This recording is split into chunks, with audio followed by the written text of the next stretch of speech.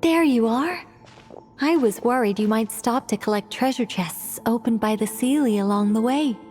It would have taken you so much longer to get here.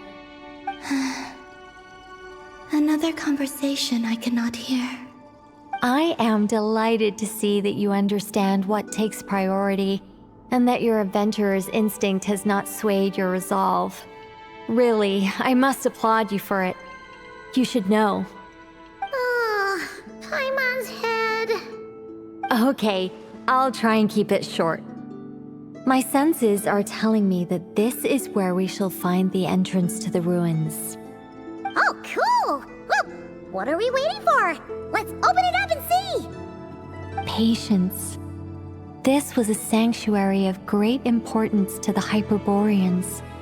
A special process is required to open the gate. Oh! Like the place that housed the Eternal Moon's marrow? Okay, so what's the plan? Need us to do anything? And just the short version, if you can. Ah, all right then. I was planning to start with some background on the invention of these techniques. Are you sure you don't want to hear it? It's quite informative. Remember what you were saying about priorities? Fine.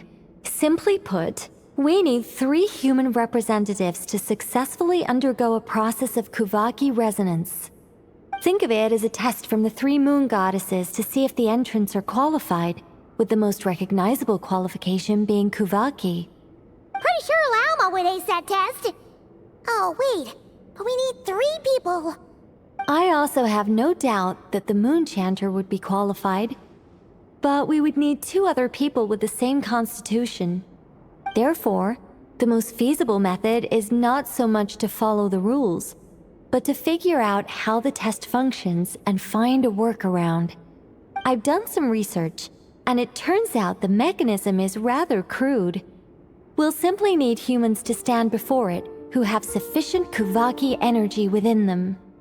I'm with you so far. How do we get the Kuvaki in them? The easiest way would be transfusion. Take some Kuvaki from Nodkrai's soil, put it into the bloodstream, and get it circulating in the body. So we're going to cheat on the test? Precisely. There are other methods, but this is the simplest one. Cheating the system is much easier than trying to hide from it. Huh? Sorry? Does the idea of cheating upset you, Miss Lauma? No, that's not it. I suddenly had an idea. Oh, what is it? It's about Moon Prayer Night. I figured out a way for Kutar to join in the festivities. Huh? But as Paimon said, we need to have our priorities straight. Let's get back to the test. I'll follow up with Nefer on the festival arrangements. Oh, okay. Anyway, is this really the best method we have? A Kuvaki transfusion sounds dangerous, no matter how you slice it. If you think that's dangerous, wait till you hear the other methods. I'd be more than happy to go through them if you'd like. There are several. No need, we're good. Let's go with this one. Very well. Kuvaki transfusion it is. Now, I should mention that the risks can be greater or lower depending on individual compatibility. It would be rash to simply infuse the Kuvaki and hope for the best. If the body rejects it, the reaction can be quite severe. The symptoms are similar to another condition that some people living here suffer from, known as congenital Kuvaki sensitivity. So, before we execute our plan, I will perform a simple test of my own to see who is compatible and who is not. Once that is done, we will have to complete the resonance process as rapidly as possible. The participants must remain stationary while the Kuvaki circulates and bonds with them, and they mustn't eat or drink anything. What? No eating or drinking? That's some hardcore fasting. They'll all be monks by the time they're through. 3 days. Oh, that's so long! And we still need to find 2 more people who are not just compatible, but also willing to volunteer. Fasting? What are they talking about? Really? Don't you want to think this through? Haha, count me in too. 3 days without food? I can handle that. Miss Nicole has made it clear that this is the easiest way. The way I see it, there's nothing else to discuss. It's time to step up. Yeah, you're right. In that case, Paimon volunteers to be Captain of Logistics. She'll keep the fires lit and grab some spare clothes to keep you comfortable. Then we'll start with you first, Traveler. Please step forward.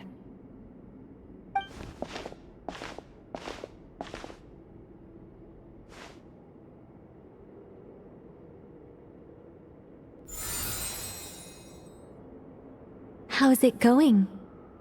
Do you feel anything?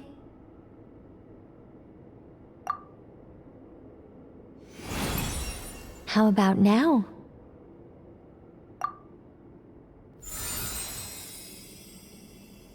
And now?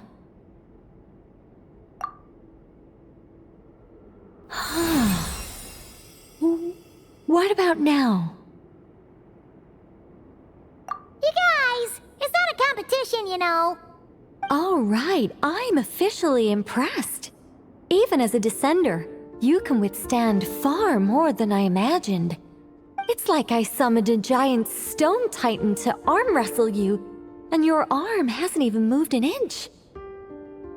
In my last attempt, I infused 5 times the amount of Kuvaki required.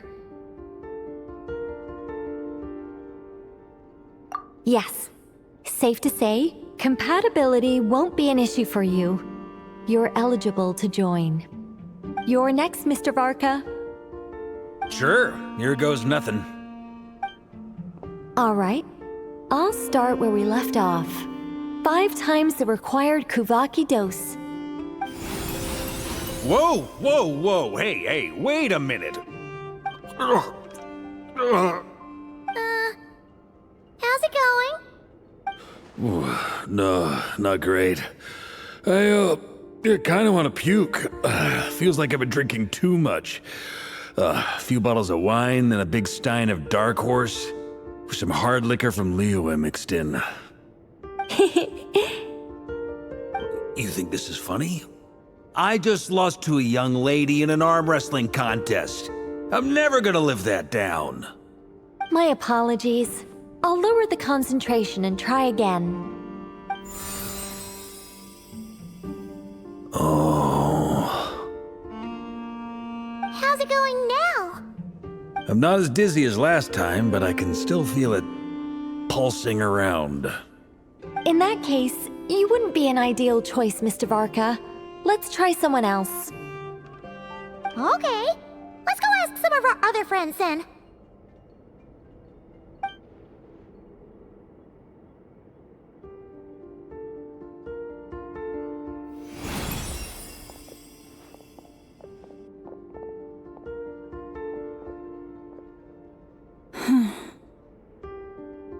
No surprises here, Miss Moonchanter. You're perfectly compatible. You may join.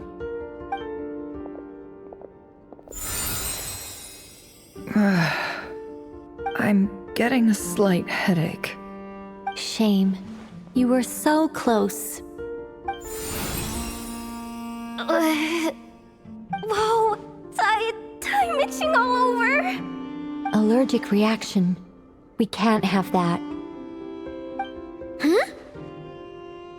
Well, are you gonna start a what? The Hexen Circle is an organization that cares for and protects children. We will not have them do dangerous things. Not even tests.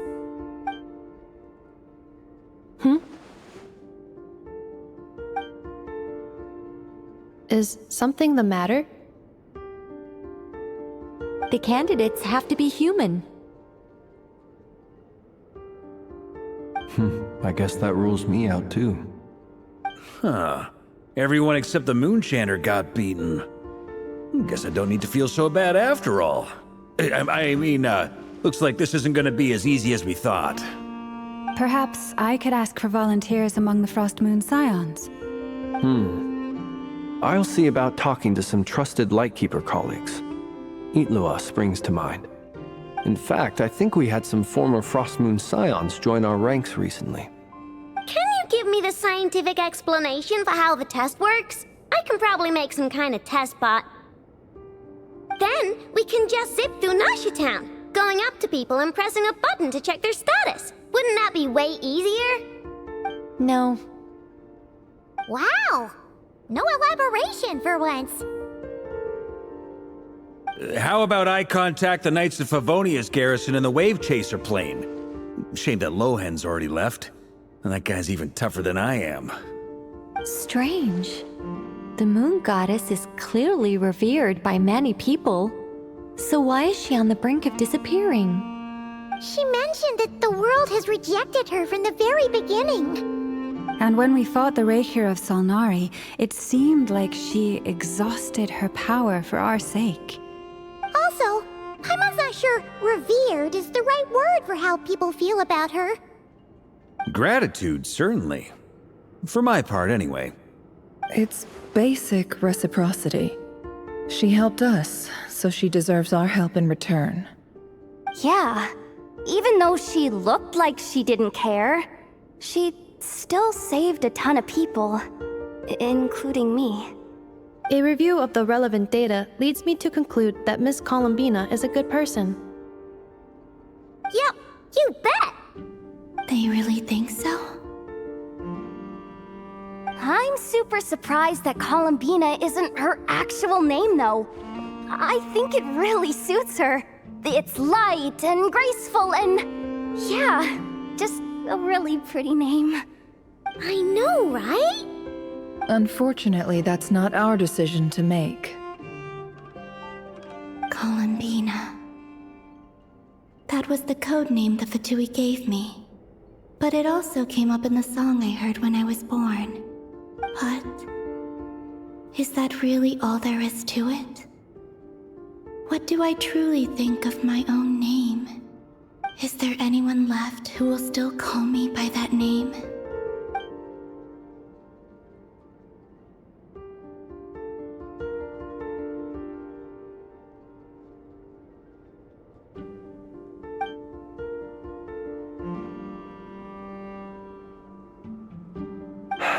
Moon Prayer Night is getting closer by the day. We're running out of time. We need to look for other candidates. Then allow me to try.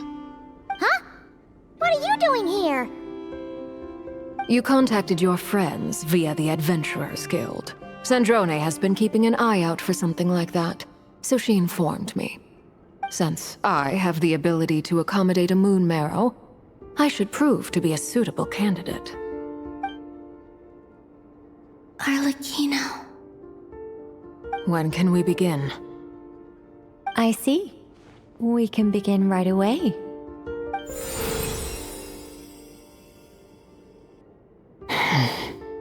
How was it? Did you feel any discomfort? Not at all. Then it seems we shan't need to look for additional candidates after all. Great!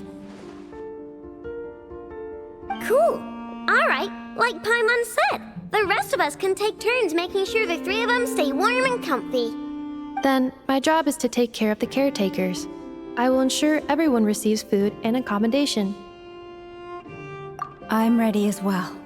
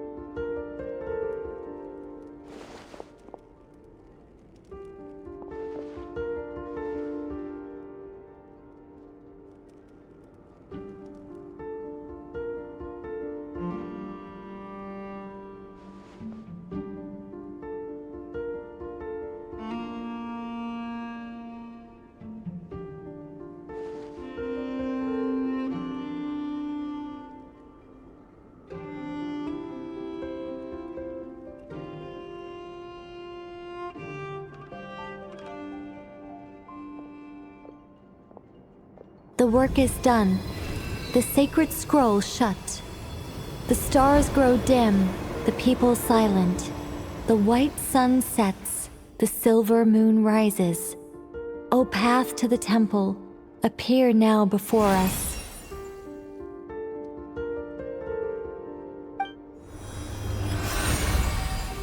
Wow! It really opened! So that's what all this is about. They've been trying to open this gate. Come, let us enter. It might be best to eat something first. Take care to chew properly and swallow slowly. It will give your body time to readjust to the digestion process. They will head in soon.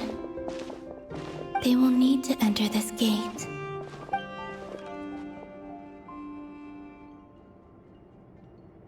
Huh?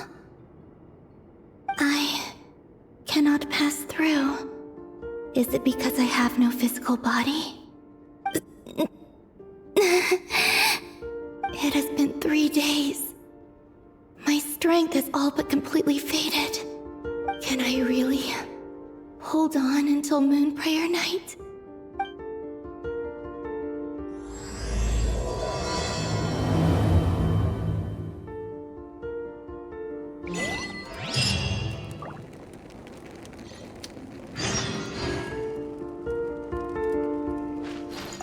I have confirmed that you are all in good health.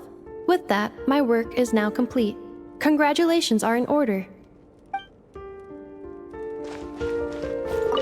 It's good to know you're all well. Puts me at ease.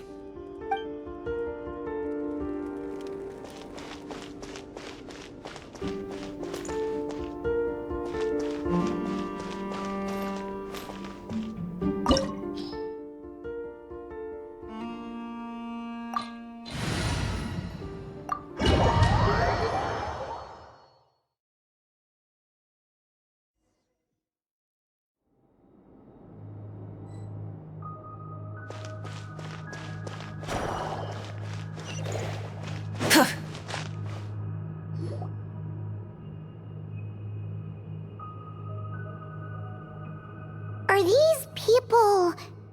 Judging by their clothes, they appear to be phantom Hyperboreans from the distant past. That could mean they have some clues about the moon goddess's name, right?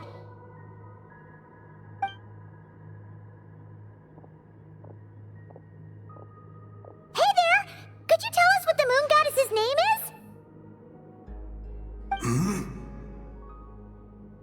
Sorry. That's probably a weird question, huh? How do we explain this? The moons are long gone, and their goddesses are dead. Their names no longer mean anything. When a new moon goddess is born, we will surely know her name. We have used every last resource at our disposal. All that remains is to wait, patiently and quietly.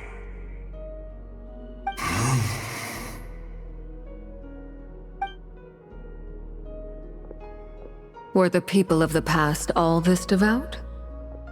It looks like this phantom doesn't intend to converse with us any further. Surely the new moon goddess he speaks of must be Columbina. Alas, Kuthar's birth came long after the age in which he lived. But, maybe if we find a phantom from a more recent age, they might know Columbina's real name. True. Keep an eye out. We should be able to tell which era they're from by the clothes they wear. Yeah, you've been pretty talkative this whole time. What changed? Oh, nothing. I'm fine. You all make good points. When the Hyperboreans speak of moon goddesses, they mean the three from truly ancient times. I can't imagine they would know anything about our current moon goddess. There once was a time when the moon goddesses blessed them greatly and protected them from harm. So, when the war between the gods and dragons plunged the world into chaos, it seems they looked once more to the moons for help. praying for a new goddess to be born. Yeah, that checks out. Let's continue on. Who knows what else we may discover?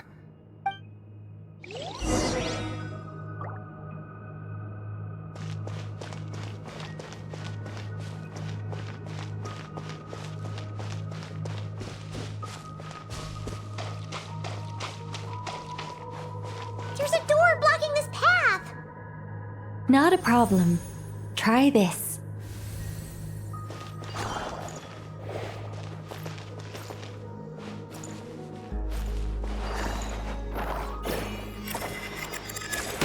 Whoa! How did that door suddenly collapse? This device was maintaining the door's integrity. Remove the core, and the device stops working.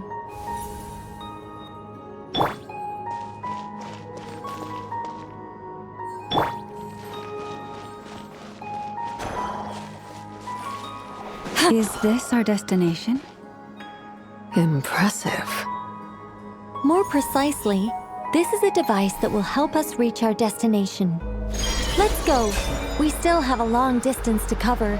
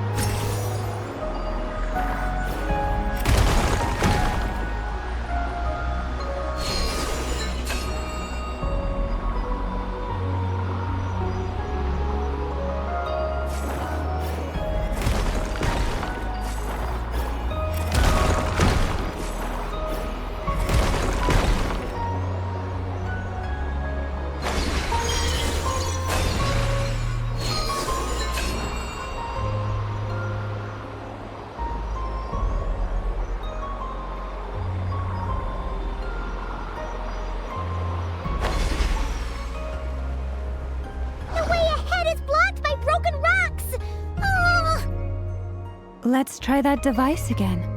Remember the door from earlier? So it works in reverse, too!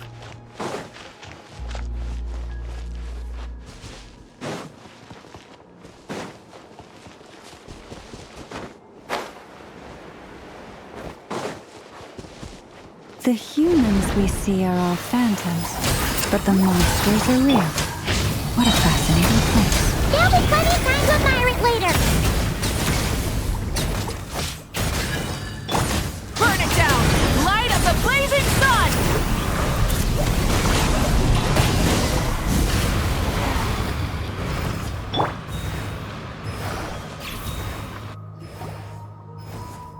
Ooh, there's a whole bunch of artwork in here.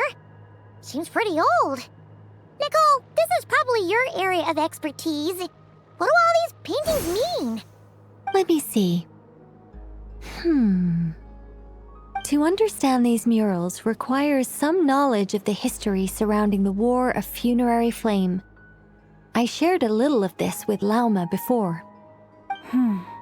Yes, I think I follow. The dispute between the Moon Sisters, the transformation by Nibelung. Oh no, it's no trouble. I'd be delighted to share the tale again. Alright then. Tevat's 3 moons and their goddesses were brought into being by the will of Nibelung, the then ruler of Tevat. But when the heavenly principles came, they changed the world completely, down to its very foundations. The moon goddesses were nowhere near strong enough to challenge this entity. But the heavenly principles did not view them as heretical entities that had to be removed. Essentially, the 3 moons existed to keep this planet alive and operational, which did not directly conflict with the heavenly principles' aims. Nevertheless, the inherent precariousness of this arrangement would soon be revealed. Nibelung returned. Yes. He did, and thus began the War of Funerary Flame, a battle for dominance between Nibelung and the heavenly principles. Discord would soon emerge between the 3 Moon Sisters. One would voice the opinion that they should follow Nibelung, for it was he who first hung the moons in the sky. Another would argue that taking sides in the conflict would only bring the world closer to ruin. There was no telling where it would lead, especially since their creator had returned, bearing the perilous power of the abyss. Nibelung would eventually discover their disloyalty. He had all three imprisoned before transforming the moons into weapons with which to fight against the heavenly principles. What? Weapons? Yes. The very moons that had once defended the planet became instruments of death and destruction, striking terror into the hearts of all living things. And although the heavenly principles and the three moon sisters had once been at peace, it now seemed that the moons posed an unacceptable threat to Teyvat. It is possible that the heavenly principles did not know of the goddess's imprisonment. If so, the weaponization of the moons would surely have been viewed as an intentional breach of the peace agreement. Regardless of who knew what, when, the heavenly principles shattered two moons and flung the other beyond the skies. Whether the goddesses managed to escape Nibelung's captivity after his fall, nobody knows. But this much is certain. From that day on, the moons no longer belonged to Teyvat. The rejections slowly drained their power until eventually they passed away. So that's the full story. You say the moons ceased belonging to Teyvat from then on. Why then would Columbina be born here? That is perhaps due to the lingering connection between the frost moon, which was not shattered, and this world. You could see it as the three sisters' dying wish. They never desired war. All they ever wished for was to protect this land. I see. If the final fate of the three goddesses is as you say, then Columbina faces the same grave danger. Our investigation has yet to bear fruit. We must hurry. Yeah, you're right. Let's keep going.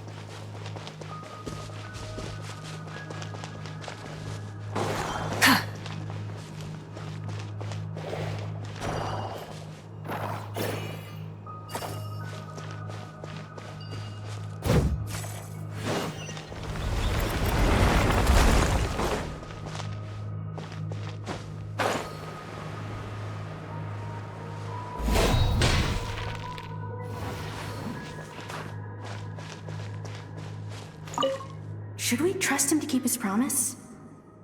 We have to. There's nothing else we can do.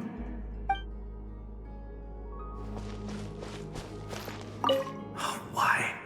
Why do the creators of this world no longer show mercy upon their people? Remember his words. We must change our fate with our own hands. Wait, that's odd. Who is he? Is something wrong? No, not really. It's just that over 30 possibilities emerged in my head, so I can't be sure who he is. It's been too long. My memory isn't as sharp as it once was. Okay. 30. Wow. Impressive.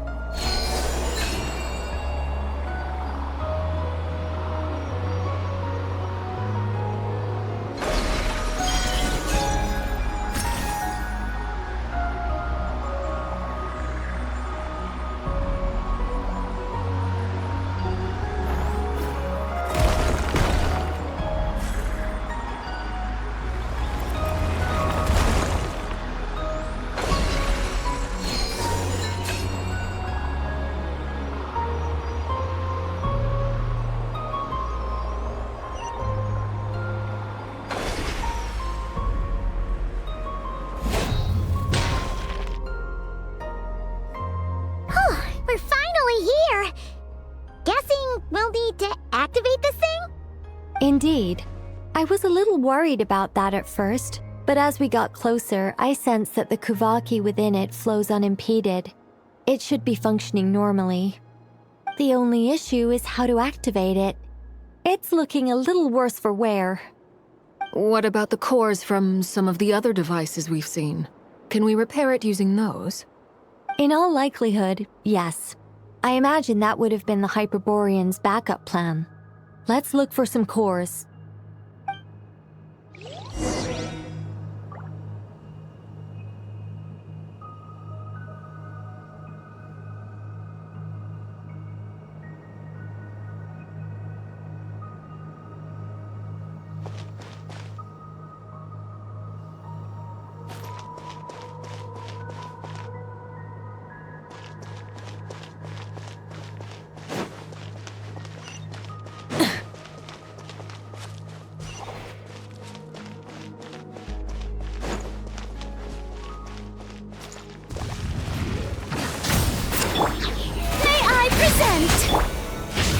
Watch out!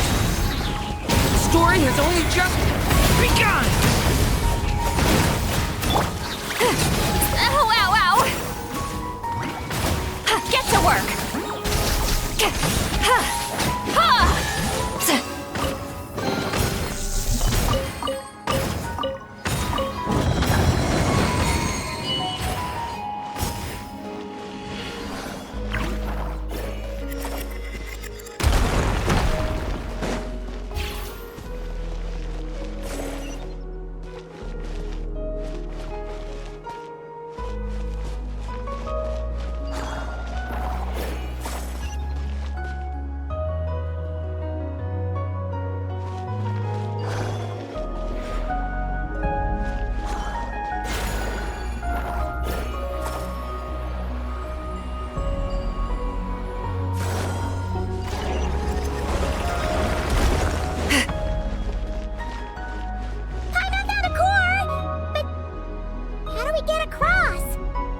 Walk up, then jump down.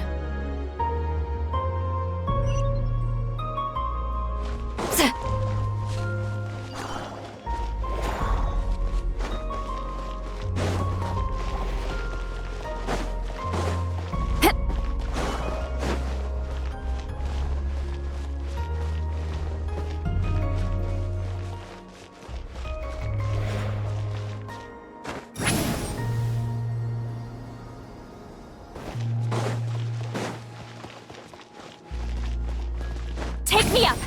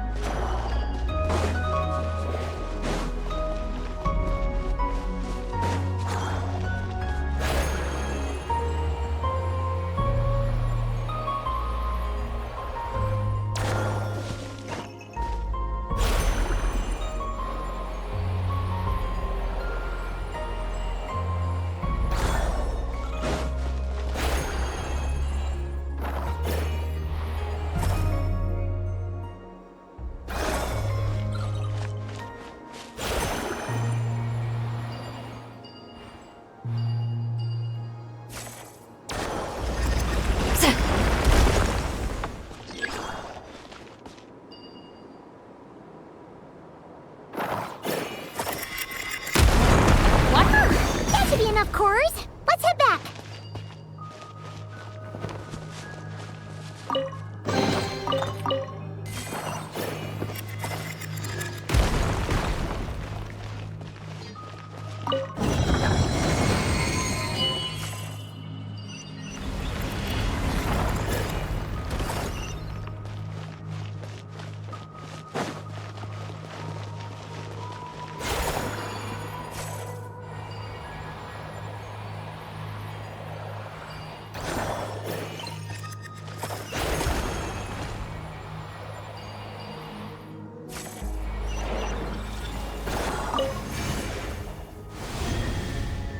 The device is up and running. It's hard to believe that the ancients were capable of constructing such things. Paimon sees our destination! It's right up ahead! Yes, let's go.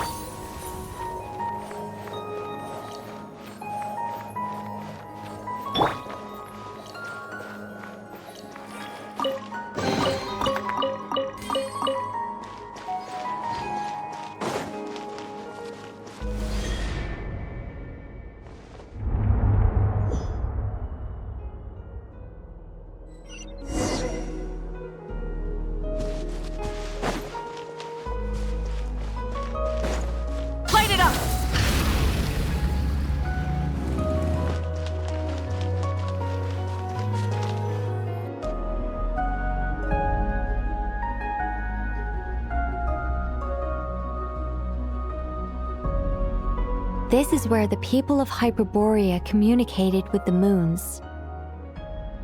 We need only place the moon marrow upon this platform on Moon Prayer Night, and we shall be able to open a portal to the moon and send our moon goddess back home.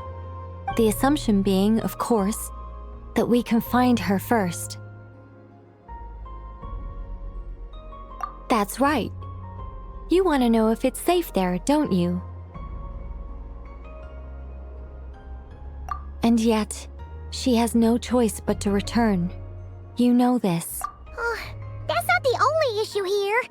This is the end of the line, right? We've explored everything we can. And despite looking at historical artwork and talking to people from Hyperborean times, we're still no closer to learning Columbina's name. If it's not too much trouble, could you tell me exactly what Alice said to you about finding her name? Oh, sure. What she said was... Then your first job is to find it. As a moon goddess, I'm sure she must have a name she identifies with. Neither Columbina nor Kutar is her true name, and she's never really accepted either of them. Is it not also possible that she has never had a true name? Not at any point in history? That would be a hard pill to swallow. But at this point, we may have to accept that that is the truth. No one knows how she came into being, and she certainly doesn't have parents in any sense that we're aware of. Perhaps she was never granted a name at all. But does that mean there's no way to get Columbina back? She's just gonna disappear and there's nothing we can do about it? Huh? Wait, why all this pessimism? Was it the way I phrased this question? You all seem to be taking this in completely the wrong way.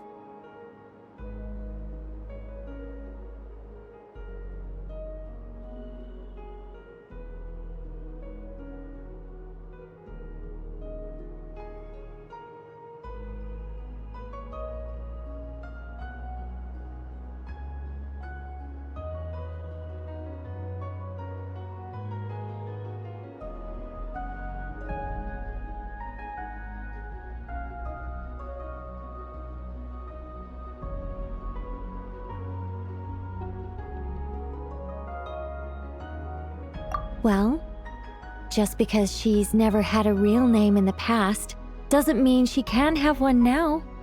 What? Think about what Alice said again. She never once said that you'd have to find a new name, did she? Are you saying what I think you're saying?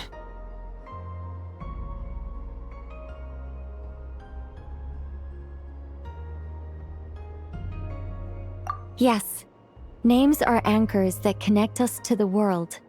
If she doesn't have one already, then all we have to do is create one, no? It's like...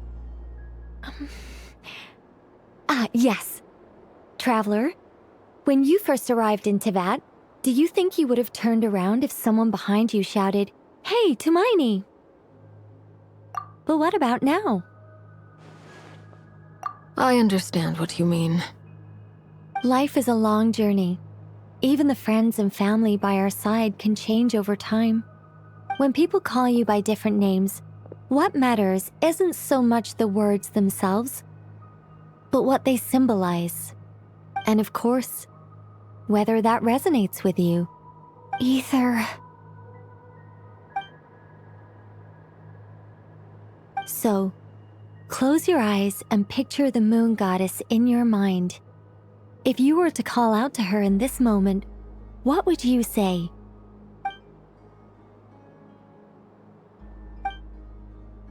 Columbina. Columbina. Paimon would call her Columbina too. Well, she has long forsaken everything that Kuthar represents. I think from now on I should call her Columbina too. Well, it sounds to me like you found your answer. Are you sure? Is it really that simple? We haven't found her this whole time, and not for lack of trying. For a journey like this, the process is every bit as important as the outcome. Had you not searched far and wide, rejecting every other answer you were offered? How could you have come to an answer you felt was finally correct? Oh, it all makes sense now. This has Alice's fingerprints all over it. Are you suggesting that Mage knew from the start that Columbina never had a real name to begin with? I can't say for sure. But I can definitely imagine her chuckling in satisfaction somewhere right now, saying, "Ah, what fun." Llama! Your antlers! You should hurry. The festive moon has begun to rise. Do not worry, for when you called the name Columbina just now, I could sense that the power within was enough to summon back the moon goddess. The power within what? The name? Yes. So, the thing is...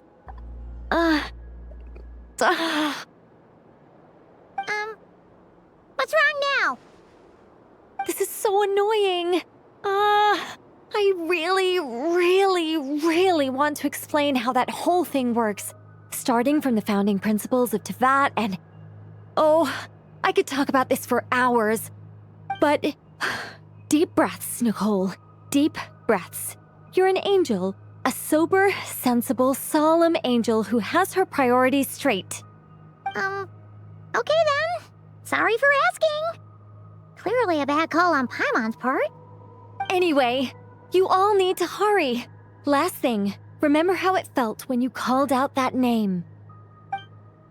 Then it is agreed. By the name Columbina, we shall find her. Then we'll throw her the best Moon Pair Night party ever! And at last, we will send her home.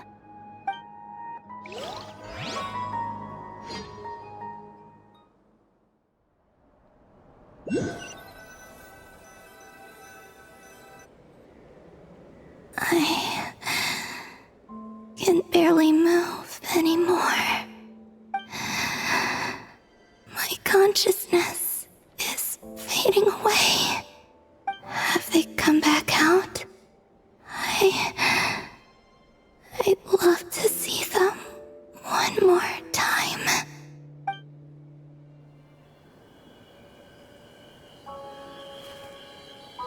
They didn't make it.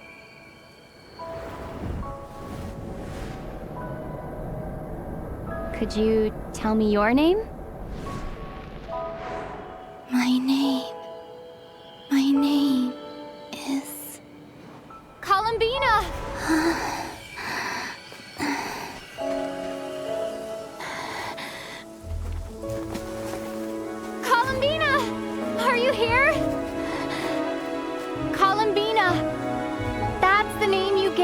when we first met. And it's what I've called you ever since. Columbina. It's a fine name. I have many fond memories of Columbina, and so do all of your friends.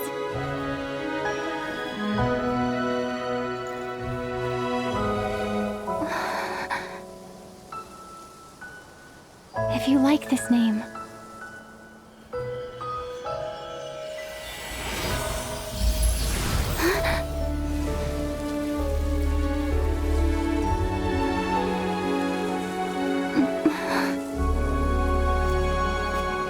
Looking for me?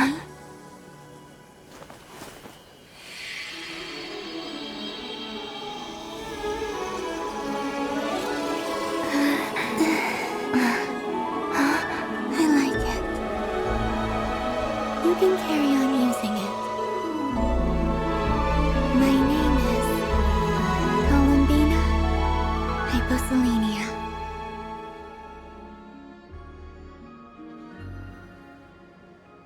Columbina Hyposelenia. That's a wonderful name. I never thought that Columbina would become my real name. But after I met you and my other friends, the things that this name stood for slowly began to change. It went from being a Fatui code name to something my friends call me.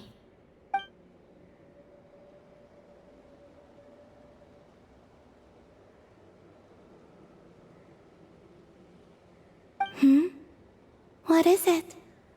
Why aren't you saying anything? I'm just so happy for you. Thank you. So, where's everyone else? We can go and meet them very soon. Everyone went to different places to try calling your name. Great. I'd like to thank them as well. Everyone's done so much for me. Searching for my name, entering those ancient ruins. Huh? Wait, so you were... Yes, I was there. Not physically, but my consciousness was still holding on. I followed you the whole way. Starting from when? You turned around and called out my name while you were in Nasha Town. Do you remember?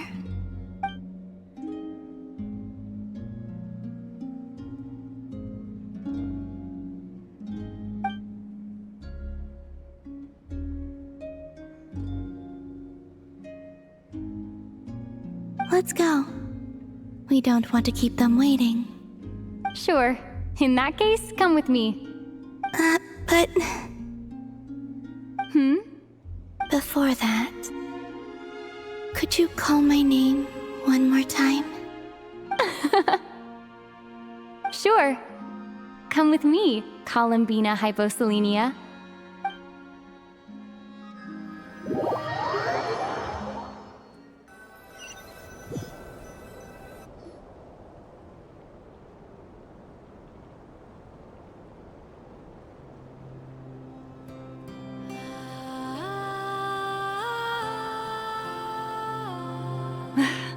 Columbina! Oh, this truly is wonderful. Llama, I can't breathe. Ha ha! Just in time for Moon Prayer Night. It's good to have you back, Miss Columbina. Yeah, we were worried sick. Thank you, my friends. With your help, I now have a name that belongs to me. Columbina Hyposelenia. Where's the second half from? You added it yourself? That's right.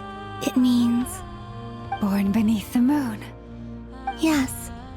And by extension, it can also mean born beneath this world. A fine name. Now, as much as it pains me to interrupt this beautiful reunion, I feel obliged to remind you that the Moon Prayer Night celebrations in Nasha Town have already begun.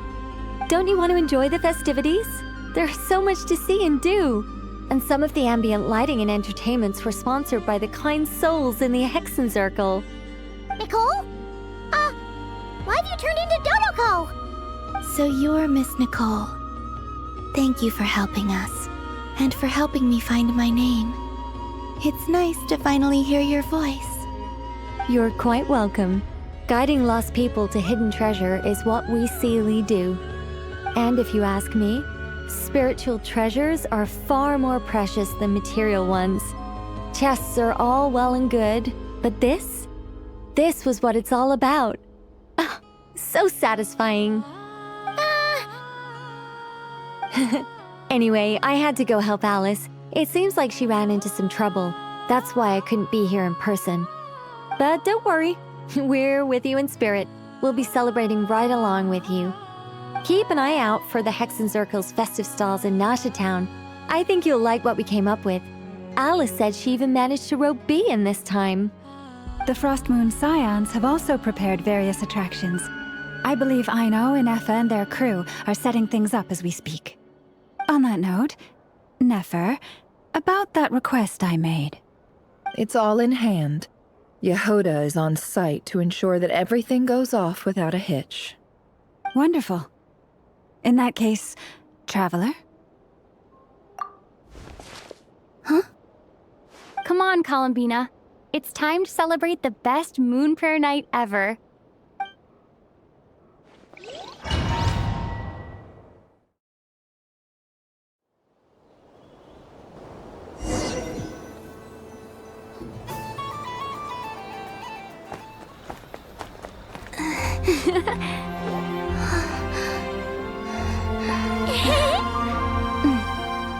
Hey, young lady!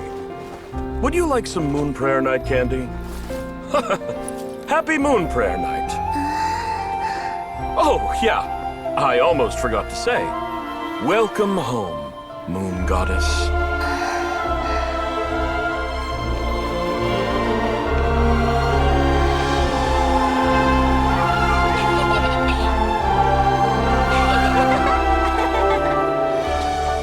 Welcome home, Moon Goddess. Welcome home, Moon Goddess. Welcome home, Moon Goddess. Turning Nasha Town into her home is a festive gift. A rather brilliant idea. Perhaps this is what Nodcry, Columbina's home, should have been like all along.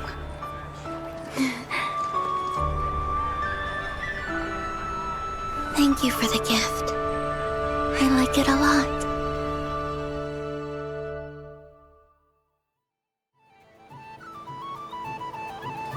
This feels like the surprise of my life. I do. I never imagined I'd ever get to enjoy Moon Prayer Night with everyone so freely. If you're happy, we're happy. Quite a strategy you came up with. Hide the tree in the forest. It's not your usual style, Lauma. Is there something about Moon Prayer Night that enhances what's in your head as well as the antlers on top? Apparently so. It even inspired a perennial penny pincher to use their resources for a greater cause. It truly is a magical festival.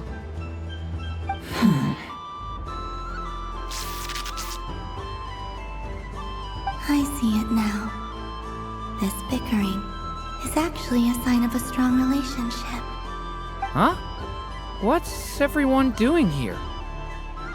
Oh! Miss Columbina, you're back! Yes, I'm fine now. Thanks for your concern. How's your progress with Alice's assignment? Very well indeed. I've never heard her sound so excited. Not like this. This time her excitement seems more serious. Seems like she's had a major breakthrough. She said she'll contact us once she knows more. In the meantime, we're free to relax and have some fun. Enjoy the time off while it lasts. I have a feeling that our next task won't be so simple.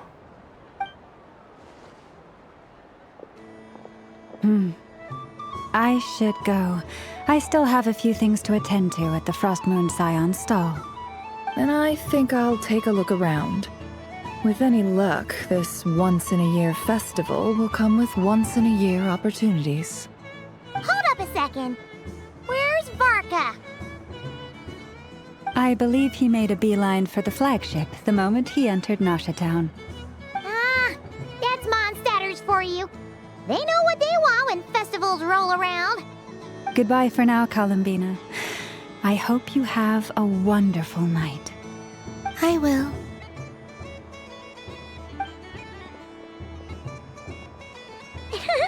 Well, in that case, don't just stand there. Get out there and have some fun. You'll definitely get a warm welcome at every stall. Oh, also, take this map with you. It's a guide to the festival.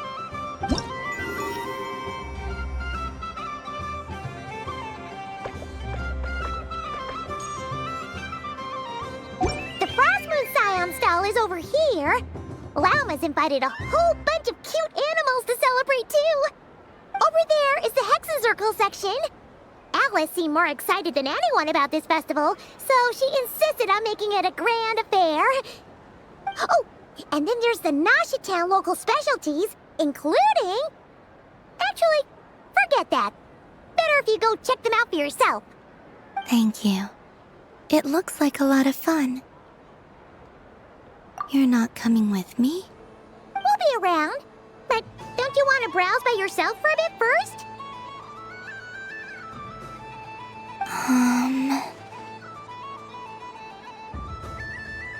Yep. If you find something you like and want to try it out together, just give us a shout. We'll be right with you. Otherwise, just relax and enjoy yourself. There's so much on offer, so try to experience as much as you can. And don't forget to stuff yourself with all the delicious festival food.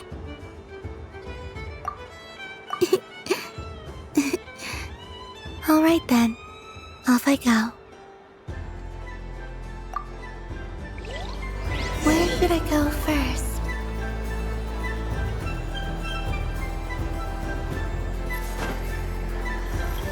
This must be the mage's stall. It feels like I've entered a fairy tale. Ah, how lovely.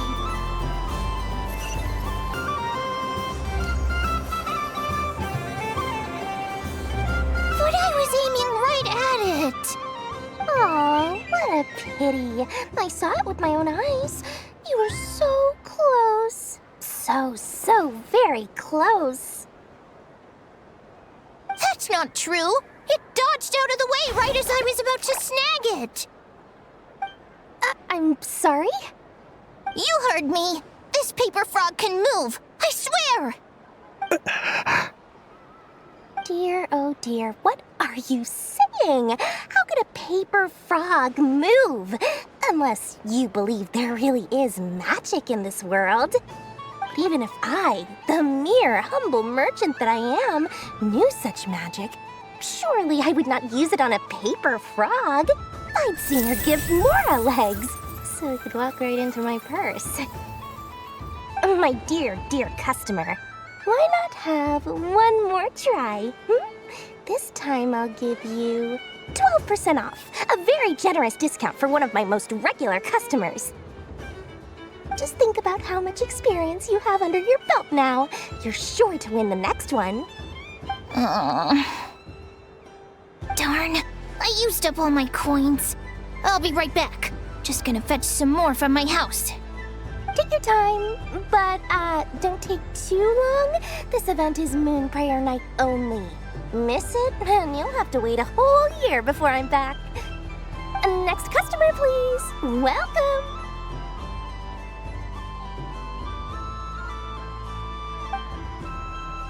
Hello. Whoa! What's this big one doing over here? How do I tell my employees not to go running around this time? Shooting them a glance won't work. I haven't known them long enough. Dory? Why, hello there, Miss Columbina. Would you like to play my ring toss game? The rules are very simple, and it's easy to get the hang of. How much for a round? Oh, first time's free. Not a single mora. After that, well, we can cross that bridge if and when we come to it. But with your sharp sharp skills, I'm sure you'll win all the prizes in one fell swoop. That was an obvious enough hint for them, right? Right?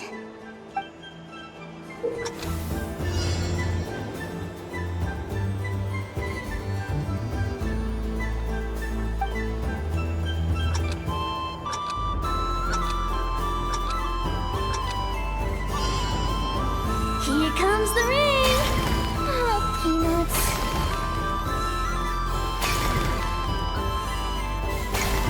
Change tracks! Roselle, should we move or not? Just a tiny bit. All right, then I'll... Oh, sugar plums, not the clock hands. How do I move the legs again?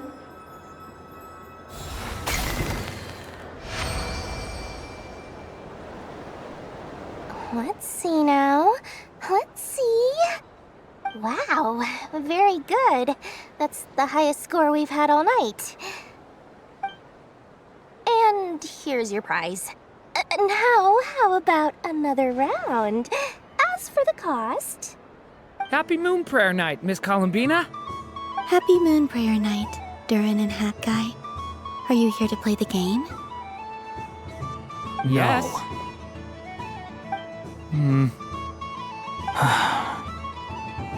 You said we were just coming here to say hello. I did, but then I recognized a few more people as I got closer. Do my eyes deceive me? Is that... It's our little dragon! He's all grown up! Someone's popular. Well now, since you came all this way, why don't you try out this lovely game we have going? First try is free! He'll have a go. I'll pass. It's only one free try per customer. You can't give your try to him. I'm aware. How has Elder Almond been lately? He's in great shape. He goes for a run in the forest every morning to stay fit and healthy. He tried to go boat racing with Firecracker a while back, but he couldn't even make it onto the Lotus Leaf. Firecracker was in fits of laughter. How about you, little dragon? Can you still fly? Yes, I can. But you've become less chatty. Has growing up been tough on you? We call that maturity.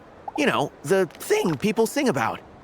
The knight wields a sword of stone to defend those hearts that are made of gold. Stone is very heavy. That's what keeps him from talking too much. That's awesome! I want to be a knight when I grow up too. Ring, here I come! Ha! Oh, the hat-wearing man. I never thought I'd see you again. You seem more determined than when I saw you last on the train. If you say so. Oh, I do say so. The people you once helped see it clearly. It's because you are once again on the right track. May the engine in our hearts propel us to the station of our dreams. I can move! I can move now, Roselle! What are you doing, running into the rings like that? You got them all so quickly! I've never seen anything like this in all my travels! Is this guy actually an old friend of theirs? But how? They're origami animals and clockwork people from a fairy tale! Getting to know them would be quite an arduous task, unless they share a hometown? I have to get to the bottom of this.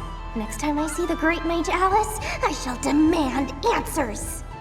Thank you, Dory. I had a lot of fun. Now for your prize. Where did I put it? Give me a moment to dig it out. Oh, sweet grand prize. How I wish I didn't have to let you go. Good thing I've already turned a profit from the customers earlier in the night. Otherwise, I'd have wasted all my hard work. Okay, I'm back. What? I leave for 2 seconds and someone's already claimed the grand prize? Oh, well, these things happen, you know? Perhaps you'd be interested in one of the other prizes instead. We've got all kinds of wonderful goodies here. Is this the thing you wanted? Here, you can have it. Huh? But... Don't worry about it. It will be happier with you. Oh, thanks so much, Miss. Moon Goddess. Oh, goodness gracious, Columbina. Give me strength. How am I supposed to make any more money from this child at this rate? Daddy, look! That's the game I was telling you about! Forget it. She is the Moon Goddess after all. I'll think of some other way to swing this. Maybe I can try to hook this new kid. Huh?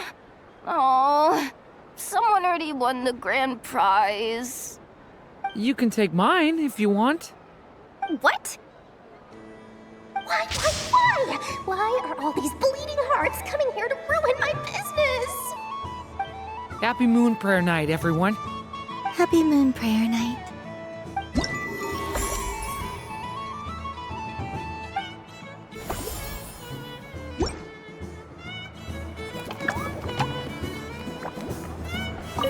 If all the prizes are gone, I might as well close up shop for the day. But you haven't had your fill of fun yet, right? So the next time a customer shows up, you're going to have to run faster, all right? And remember, run out of the rings, not into them.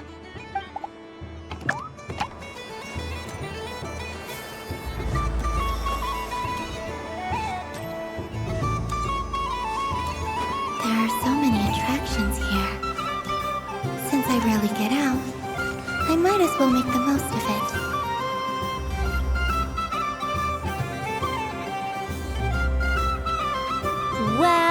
Well, look who it is. I heard someone went and disappeared on us the moment we let her out of our sight. They looked all over for you. Frankly, I didn't think you'd be back for Moon Prayer Night. Were you worried about me, Sandrone? You would like that, wouldn't you? Do you even hear what you're saying? It seems to me like you disguised yourself with festive headgear, just so that you could come see me on Moon Prayer Night and make sure I'm okay. You didn't even bring Polonia with you. You? I thought you couldn't see. I cannot. But I sense the confusion of those around us rippling through the Kuvaki currents. Based on what I know about you, let me guess what you're wearing. Is it cat ears? Hey, shut up! I'm only here to protect the Fatui's interest in this territory. Running into you was pure bad luck. Really? But you were the one who asked Arlecchino to help everyone find my name. Columbina! Ugh! Just one more word, and I'll unscrew your vocal cords. It's Columbina hyposelenia now. Tell someone who cares. I've missed you, Sandrone. The whole time I was gone, I was thinking. I hope I get a chance to say some ugly words to you. Is that supposed to be a joke? Anyway, let's go play that game. What? You mean that frostfin whale? Yes. It's some kind of game where you get bitten if you step on the wrong tooth. Seems like fun. Who in their right mind would wanna... Because you're not a scaredy cat. Fine! You wanna play? Let's play. Don't complain when I kick your sorry butt. Lovely. You old geezer! I'm gonna beat the pants off you! Just you watch! I almost forgot. Sandrone? What is it now? You'd better not lose, or I'm going to beat your head in. What? Allow allow me to demonstrate since I'm feeling so nice. You just step on the teeth, like this.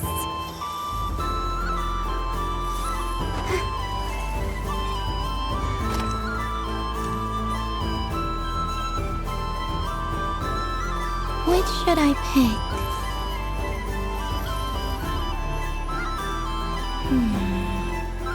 I'm getting a bad feeling from this one.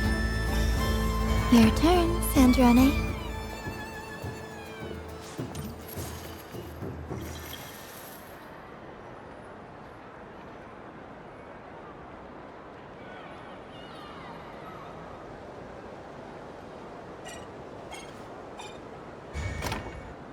Don't come crying to me if you get bitten.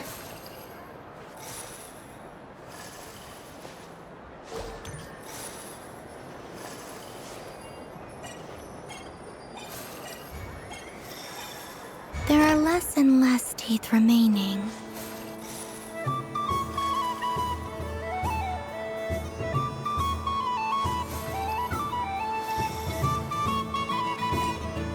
Huh? What's that noise?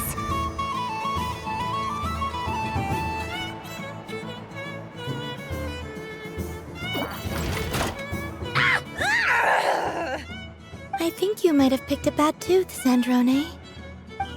Shut it! Do you need any help? It seems like you're stuck. No! It's just a blasted toy! How is its grip this strong? Stop laughing! All right. Well, you lost. So just like I promised. Hey! What are you doing? Are you seriously? Hiya! Why, you... Oh, just you wait! Rematch! Are you all right, Sandrone? That was quite a strong bite. Are your clockwork parts? Quit your fussing! I don't need it! All right. I'll go first this time.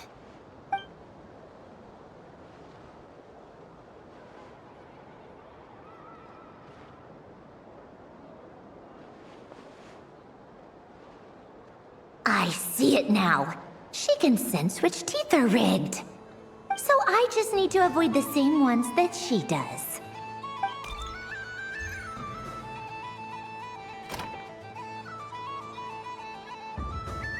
This one... Seems fine.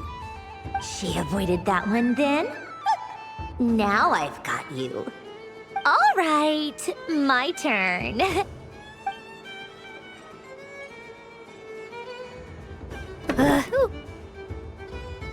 What? Looks like you lost again, Sandrone.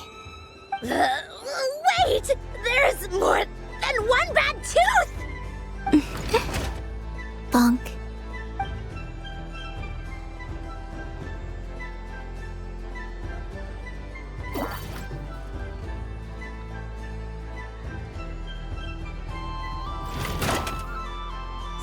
Stupid game! What idiot came up with this?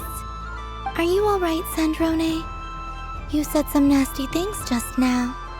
Oh, I'm peachy. Should I let you bonk me on the head as well? Ah, forget it! Come on, bonk away. It can be your consolation prize for losing so badly. I told you, forget it! Gah, you've always been so annoying. Singing right outside my door, inviting yourself to my tea parties, going AWOL. And now you're off to the moon or something. Of all my days with the Fatui, the times I spent with you, Arlecchino, and Rosaline, they were my favorite. I will not forget them. Just as I shall not forget this moment. We'll always be friends, no matter where we are, right? Who would want to be your...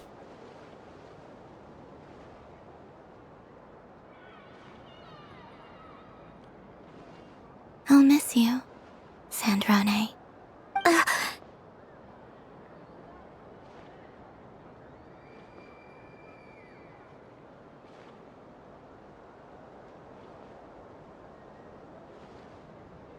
Goodbye, Sandrone.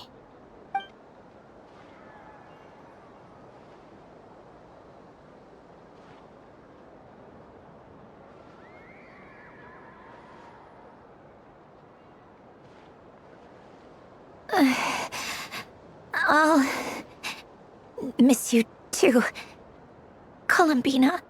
Sorry, what was that? Ah! Ah! Yeesh! No need to freak out. What's wrong? We've been looking everywhere for you. What do you want? Oh, nice ears. What do you want? This. Huh? It's your turn to draw something. You're one of her friends too, aren't you?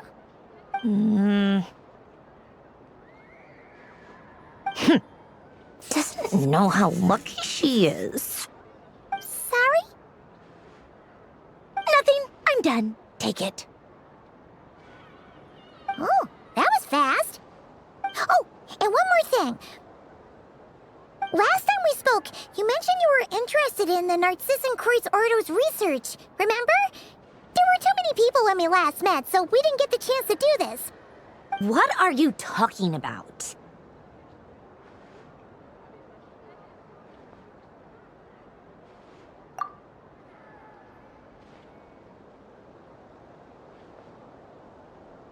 This is... Oh. Alain, Renee, and Marianne. Huh. The Holy Blade. A savior's plaything. It's not about whether I approve or not. These people, they would sacrifice themselves for the sake of the world. Especially Alain Guillotin and Renee. That is something I would never choose to do. Still, I didn't know they had any pictures left from that time. If I'd have thought to bring a camera, I'd have... What? Yeah, of you being bitten by the frostfin whale and Columbina bonking you on the head. Tear it up! Now!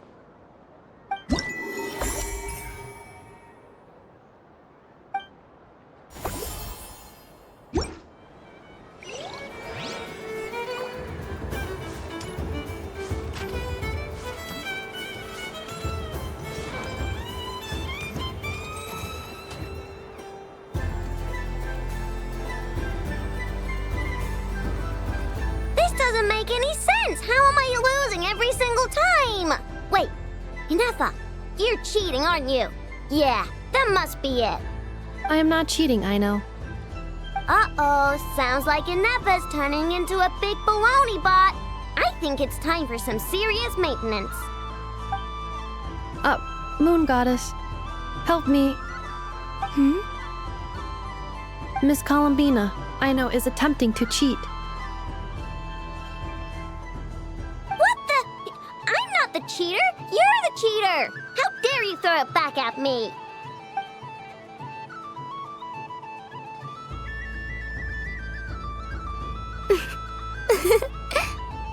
Alright, fine. Let's all laugh at I know.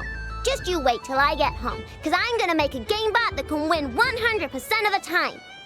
Let's see you laugh when I come back and beat your butts. You'll all have your heads covered in stickers when I'm through with you. We came to check everything was okay after all that yelling, but,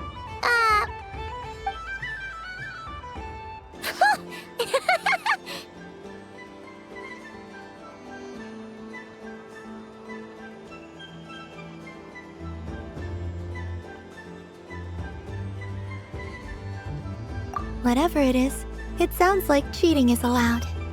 Kuhenki concentration. Each player starts with differently colored Kuhenki. Each round, they draw one Kuhenki from their opponent. When a player has two Kuhenki of the same color, they make a pair and can be discarded. Any that can't form a pair must be kept. The round ends when a player can't form any more Kuhenki pairs, and that player gets a sticker.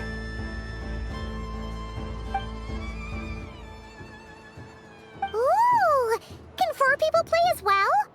That is fine, so long as the turn order is fixed beforehand. Alrighty then! In that case, the 2 of us will join as one team. Okay, but if you lose, you're both getting stickered. I don't want to hear any excuses. Sure. And if we win? If you win, only one of you gets to sticker someone else. I have taken to calling this. I know logic. Hey, lay off me, alright? Okay, so we're starting the game from scratch again, which means all my stickers so far don't count. Looks like Luanatar is the Kuhenki of honor for this game. Anyway, let's go clockwise, starting from Inafa.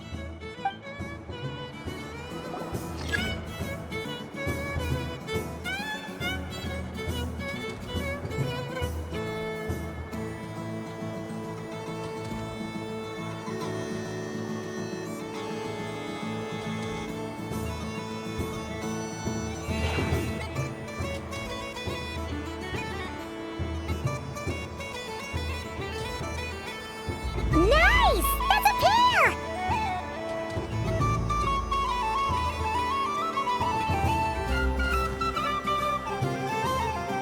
Go, go, fly!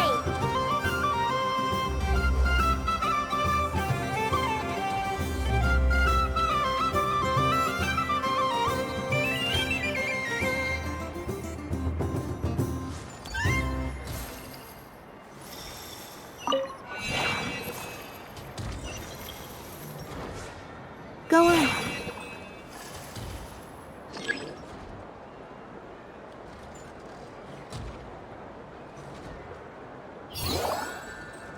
I have a pair.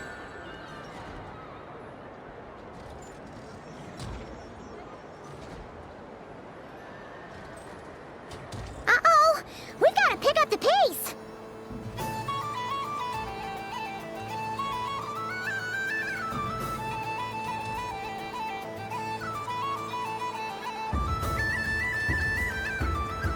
Phew, that was too close. I thought I was gonna lose.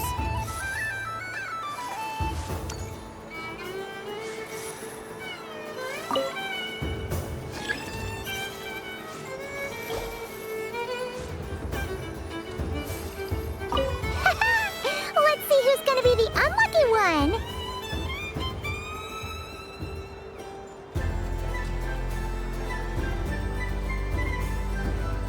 Good luck, everyone.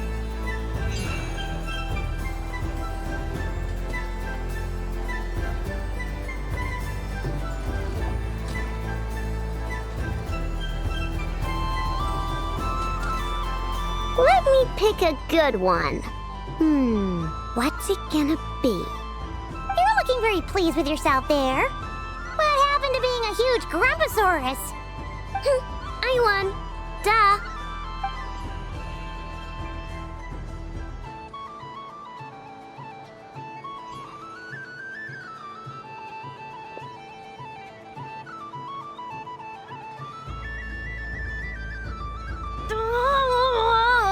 Me again? Don't fidget too much, Aino, or the sticker's going to fall off. I don't care. If it falls off, it falls off. If a pair of Kuhenki get discarded, why not a pair of stickers? Huh? Huh?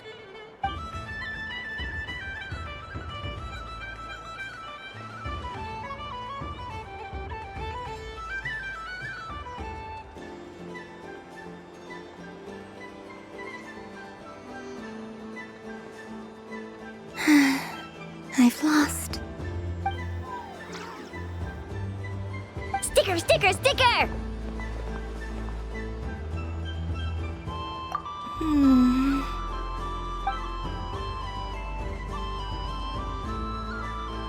Cute!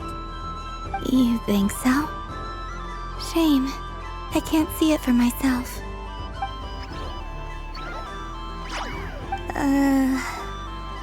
What did Luanatar say? She said it looks so cute that she wants me to lose a few more rounds.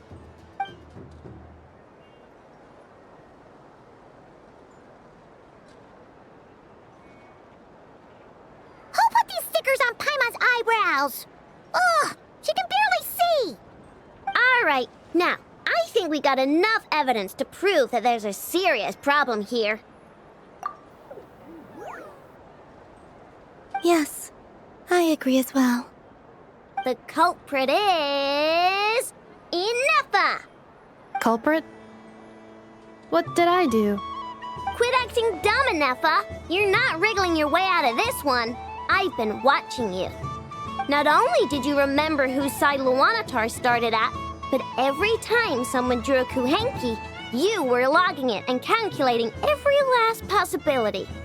Which Kuhenki pairs were gone, who had what color Kuhenki in their hand, even our facial expressions. You were keeping track of it the entire time. Exactly! Why I no said? Putting aside the fact that running calculations is not against the game rules, do you have any evidence to support your allegations? But that's not against the rules either. So she admits it. She certainly does. Alright, everyone grab a sticker.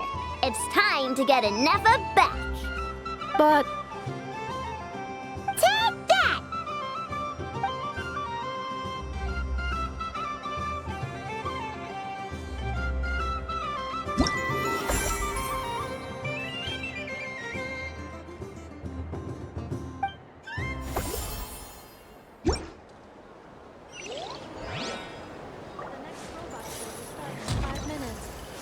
Thank you for your patience. Aino is throwing a tantrum again. I believe it will take 3 crumb-kakes to constitute a suitable peace offering. Ding dong. The next robot show will start in 5 minutes. We thank you for your patience.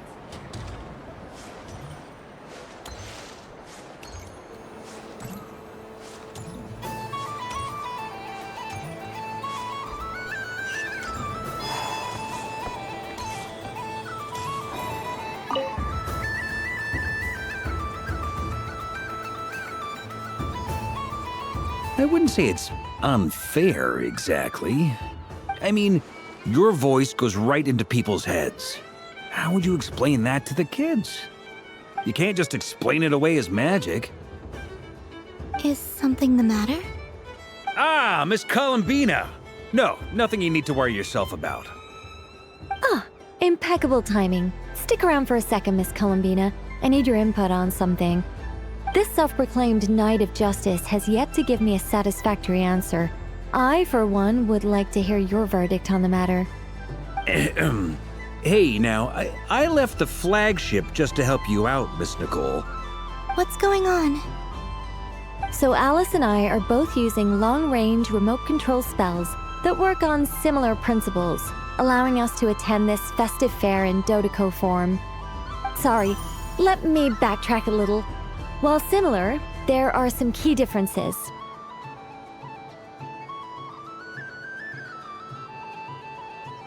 Alice, being a great mage, wanted her Dottore to reflect something of her own charm and mystique. So she adjusted the way its tail moves when it spins around. An entirely gratuitous move, in my opinion. I hardly see how anyone is going to notice that. If anything, I'd say that anyone who stares intently enough at a Dottore's tail to notice such a small detail is someone we ought to be highly concerned about. I only say this to emphasize that my question has nothing to do with tails. Now that we're clear on that, why is Alice's Dottore permitted to interact directly with the children celebrating Moon Prayer Night, while mine is not? Your voice speaks directly into people's minds. See? Exactly what I said.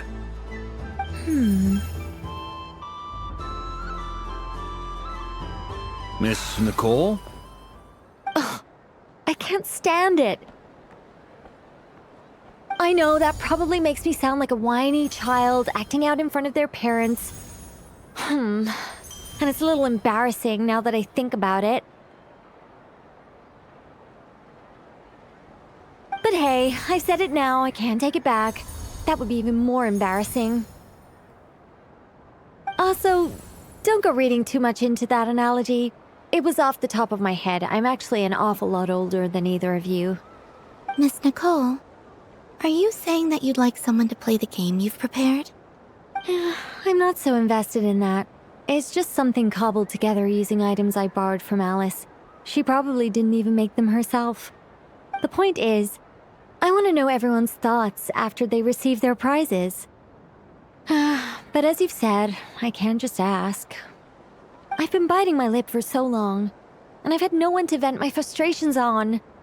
I thought this was going to be a nice, straightforward festival where I'd get the chance to guide people to treasure.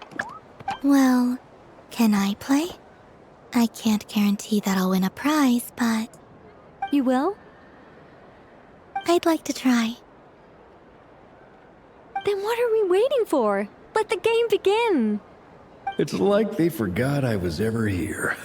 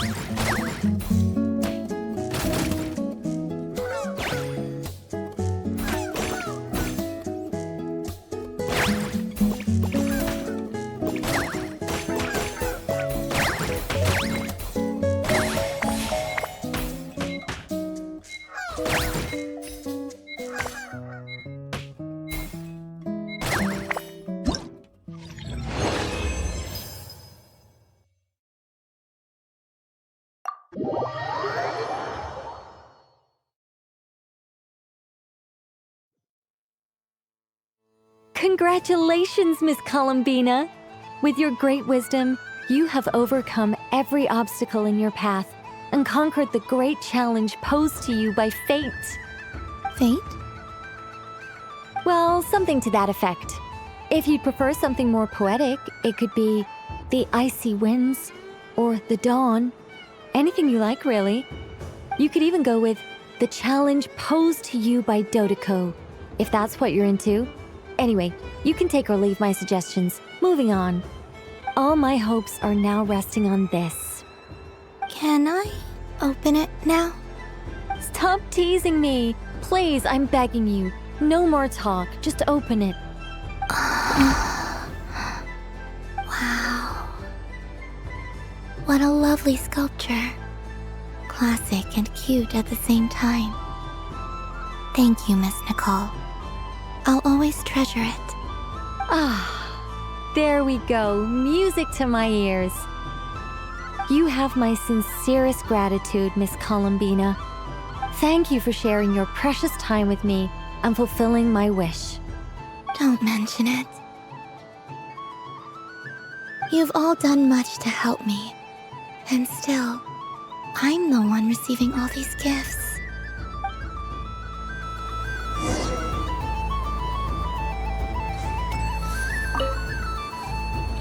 A soft and furry creature that bounces and jumps. Welcome home, Moon Goddess. This one talks, too. Allow me to introduce myself. I am a Dottore from a distant archipelago, the most mischievous of all my Dodo brothers and Dodo sisters. When the going got tough, I powered through, and when I met obstacles, I boomed them away. That sounds like a lot of fun. Doesn't it just? Oh, but then the trouble started. Recently, I found a lovely beach, the same beautiful jelly color as my hometown, and so I dove in to have a look, only to find it overgrown with seagrass and nasty little spiky fish everywhere, looking to turn me into a dottore kebab. I made it back to shore by the skin of my teeth, but my tail was sorely hurt. Couldn't you just boom them away?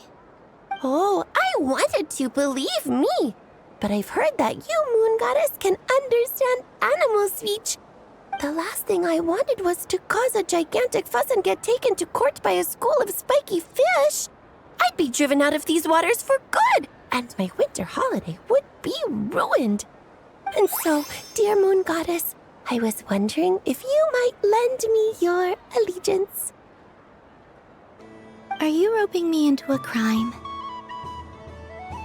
Oh, let's call it a once-in-a-lifetime carefree adventure. Does that sound better? All the festival goers tonight are dressed up as the Moon Goddess, but there's nothing to say that the Moon Goddess can't disguise herself as a dottore, is there?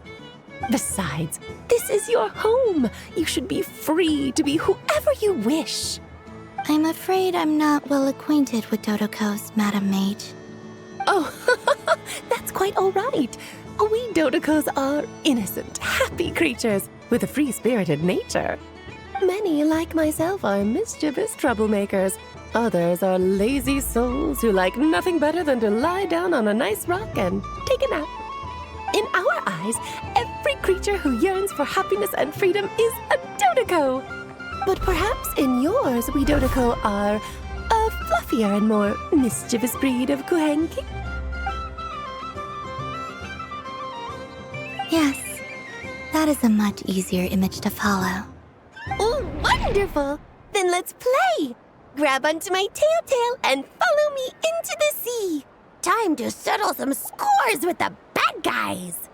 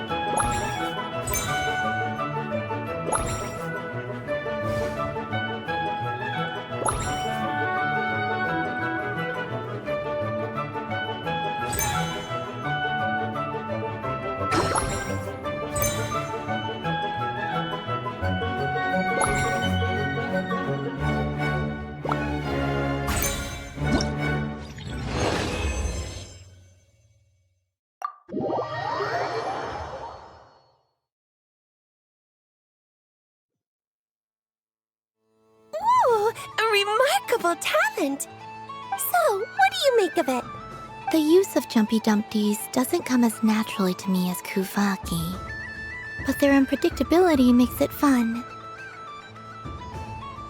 I think they call this novelty. Indeed! And how did it feel blowing those pesky nuisances away? Not bad.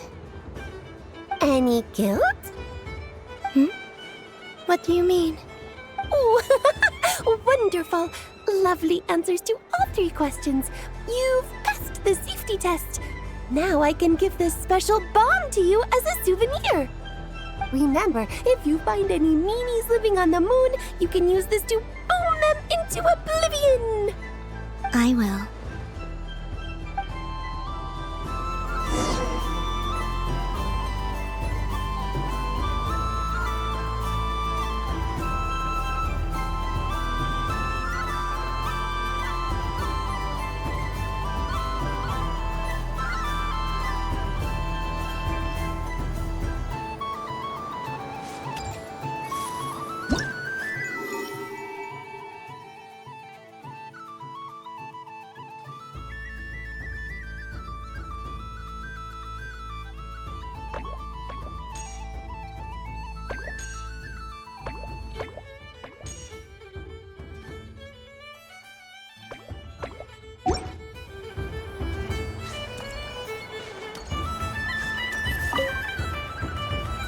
Welcome home, Moon Goddess. Oh, you're the genuine article. Alice was right. This moon prayer night was worth watching after all.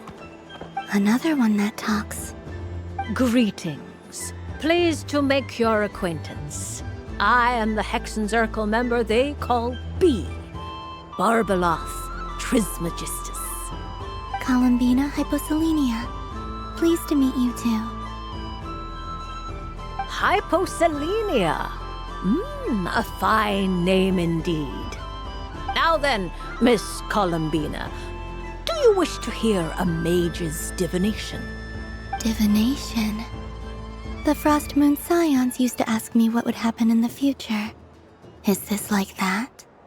From the perspective of the one seeking answers, perhaps. As you look to your journey ahead, if you seek to understand the unknown, resolve your doubts, and soothe the confusion in your heart, divination could be for you. The unknowns on my journey. Of course, if one wishes to peer into fate, then hydromancy is the more precise option. But that is a complex affair, and to relegate that majestic art to the status of a festive amusement would seem somewhat uncouth. Besides, it is sometimes better to not know fate with great certainty. Hence, I shall use the suitably festive Luna Arcana to tell your fortune instead. It is more popular with the youth in any case. Lunar Arcana. Indeed. Unlike hydromancy, this will only display possibilities and trends. People like to think of themselves as creatures of agency and free will. Peering too far and too clearly into the future is detrimental to both body and soul. I'd like to give it a try. Of course you may. Come then, take a seat, Miss Columbina. Before we begin, are there any specific questions you would like to ask? Let's stick to general possibilities and trends, like you suggested. Ah, very well. Then I shall use the basic Lunar Arcana deck. Now, try to relax. Cast your mind upon the things you have experienced and the things you are soon to experience. I will shuffle the deck. Would you like to cut the cards yourself? You do it. No problem. Now then, to make things easier for the seeker, that is to say, you, I shall decipher the cards from your perspective.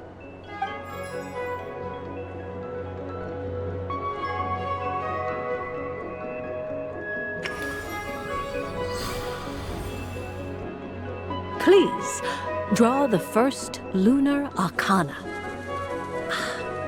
This represents destiny and is the foundation for the divination as a whole.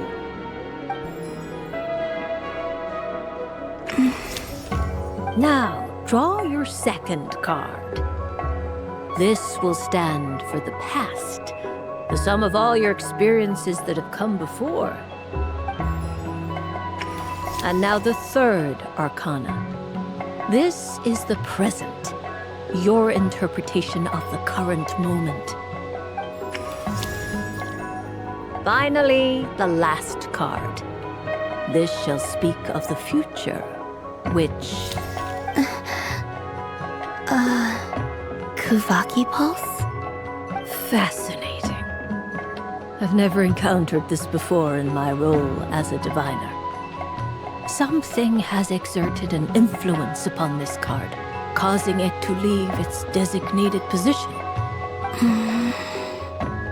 What do you make of this, Miss Columbina? Perhaps this is the guiding hand of fate in action. Of course, if you wish, you can choose to deny the validity of this card and draw the future for yourself. No, it's fine. Let's go with this one. A bold decision. I must say I'm looking forward to the results. Well then, let us flip the lunar arcana in sequence and see what emerges. Sure.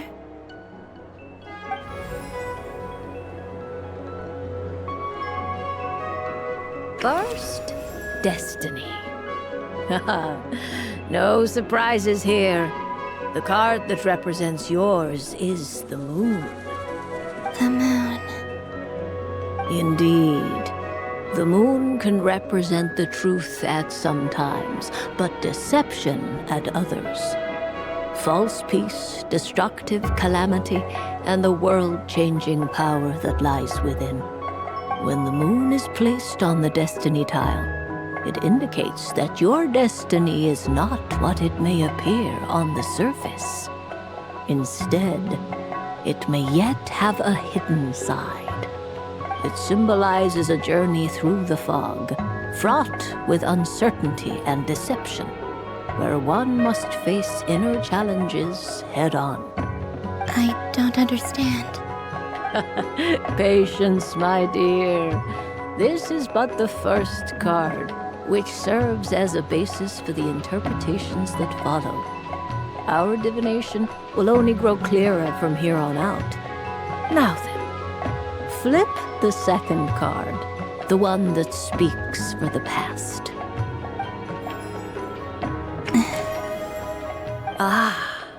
The Hermit, but inverted. Inverted? Yes. The Hermit symbolizes solitude, introspection, and the pursuit of truth. When inverted, it represents isolation, truth out of reach, and a path that leads one astray. Combined with the moon as one's destiny, the Hermit inverted represents a choice you made to stand alone in the past. It was a choice made not out of fear or arrogance, but for reasons that others could not perceive. You fumbled through the darkness without a guide, but you did not find your way. Rather, you went astray. More than once, it would seem. Is this about how I became Kutar despite not wishing to become a god? And how I joined the Fatui because I yearned for a place to belong? I suspect only you know the answer to this question. All is not lost. The past is in the past, and so it shall remain. Shall we look into the present now? Oh my. The Lovers. One of the most interesting Luna Arcana. What does this one mean? This means that you have had an unprecedented emotional experience. The joy of finding your soul becoming intertwined with that of another. A precious and wonderful thing indeed. It's true. I've made a lot of friends recently, and they are very good to me. I like them a lot. That sounds lovely. I am most delighted for you. The Lovers can also represent important decisions, perhaps related to a parting of ways. Now, if I were to guess... Yes. My return to the moon. I understand. Parting with friends is never easy, Columbina. But rest assured, this is not the end of your journey.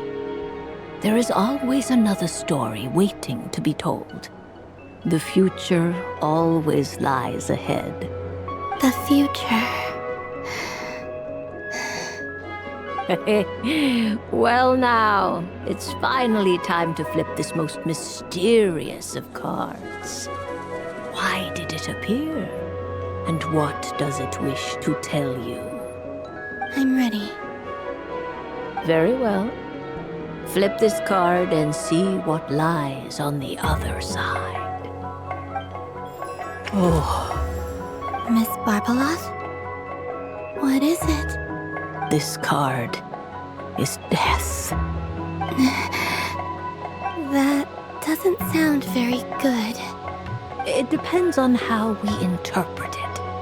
It is true that it can represent an agonizing death, a complete and utter end, but at the same time, it can also represent rebirth. Do not forget that your destiny card is the moon. That lends your future many different potential meanings. If death spells the end, is it unavoidable? As I have said, divination can only display general trends. It is a rough guide, but it does not show predetermined outcomes. Allow me to summarize it for you. In the past, you may have lost your way, but now you have gained new connections and new strength. You now face an important decision, one that may bring about a great change in what is yet to be. This change might, in turn, be the end of all things, or their beginning. But remember, everything is subject to change because of the moon present in your destiny. You must see the truth clearly and face your innermost thoughts. The truth. My innermost thoughts. Thank you, Miss Barbeloth. Don't mention it. Some people dislike divinations, for fear of glimpsing an ending to their story that they wish was not so. But I can see that you're different. The result of this divination will not sway your decision. This is a rare quality, and one that diviners always hope to see in the seeker. We are here merely to guide, not to exert undue influence. I understand. Go then and illuminate your future, Miss Columbina. The moonlight that shines from you now is most captivating.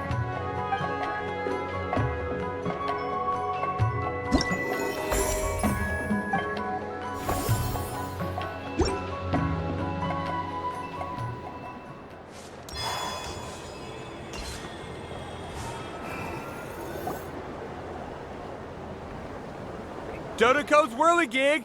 Come check out Dodoco's Whirligig! Ah, welcome home, Moon Goddess. Might I ask what this is?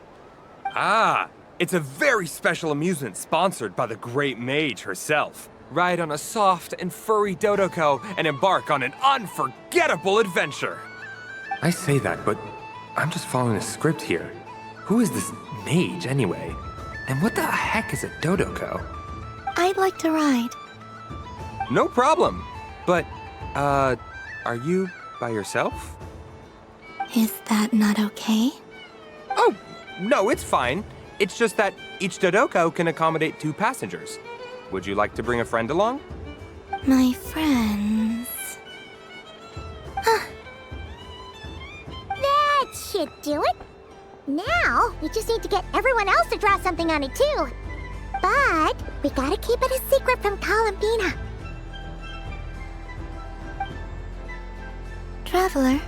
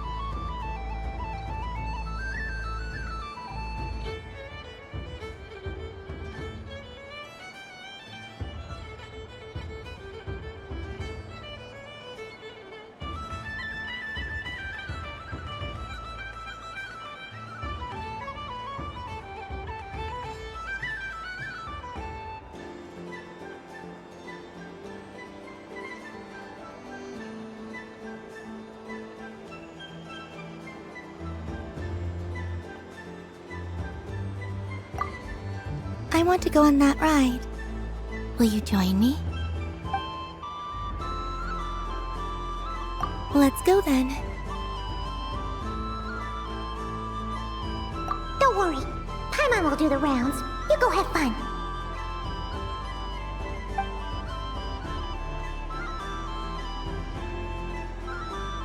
Hmm?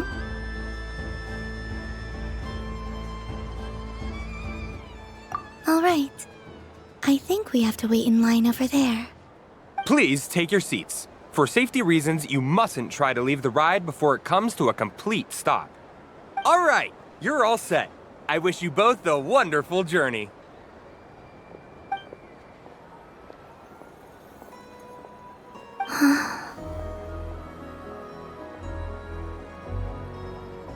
Not bad.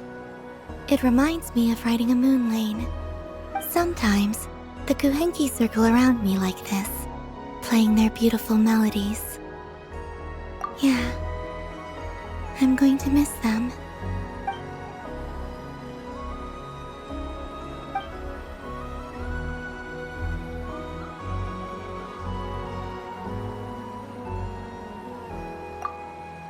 It does. I've felt scared in the past, too.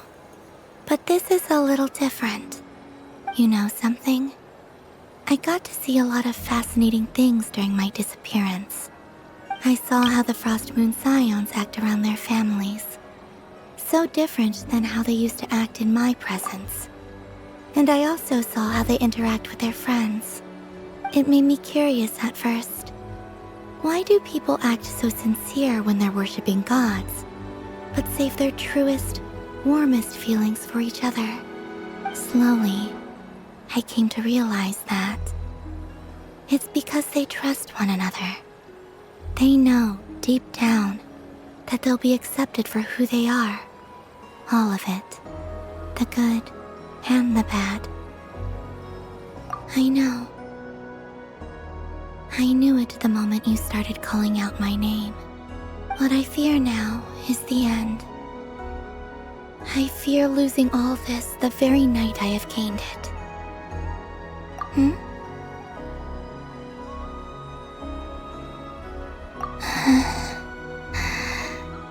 Thank you for this conversation. Thank you for listening to me. Don't worry. This fear I have, and the unknown that awaits me, they cannot hurt me. Not when I possess a treasure far greater. I just want you to remember this version of me, the real me, on this final night together. Dear passengers, Dodoko's awesome adventure has come to a close. Please leave in an orderly fashion, and we look forward to seeing you again in the future. Don't want the journey to end, huh? Don't worry, you two. There's always another adventure waiting just around the corner.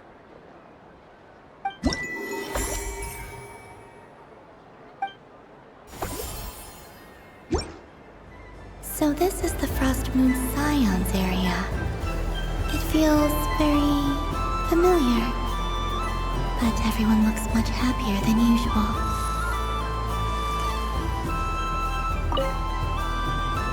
Fun ride, huh? You and Columbina looked pretty sad to leave. This isn't gonna make Paimon dizzy, is it?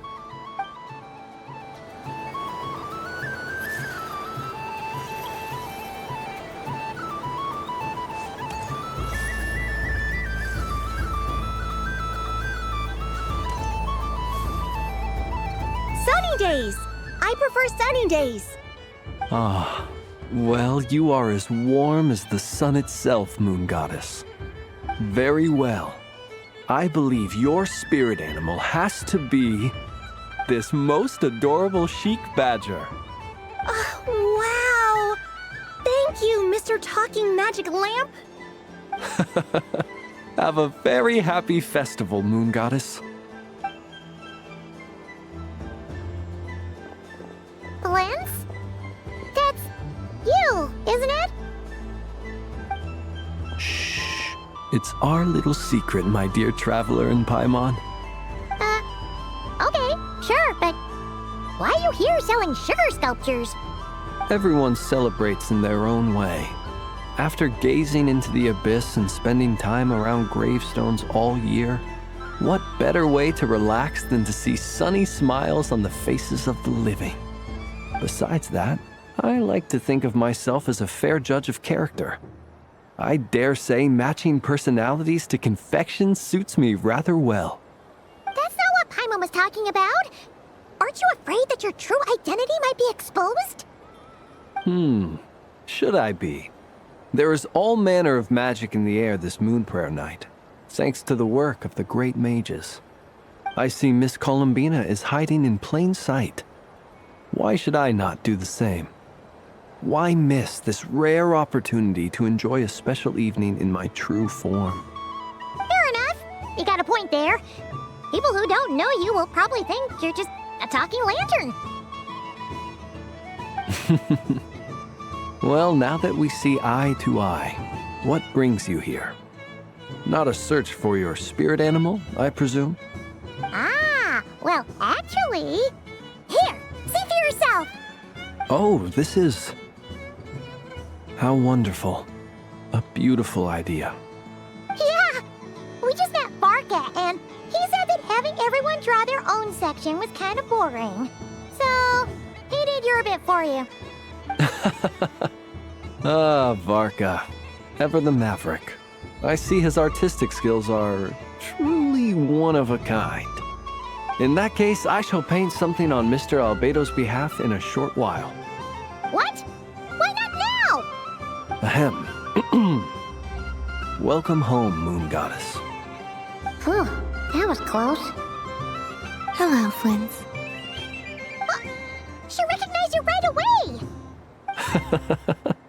What keen eyes you have, Miss Columbina. Especially considering they are shut. I did not see you. Rather, I sensed you.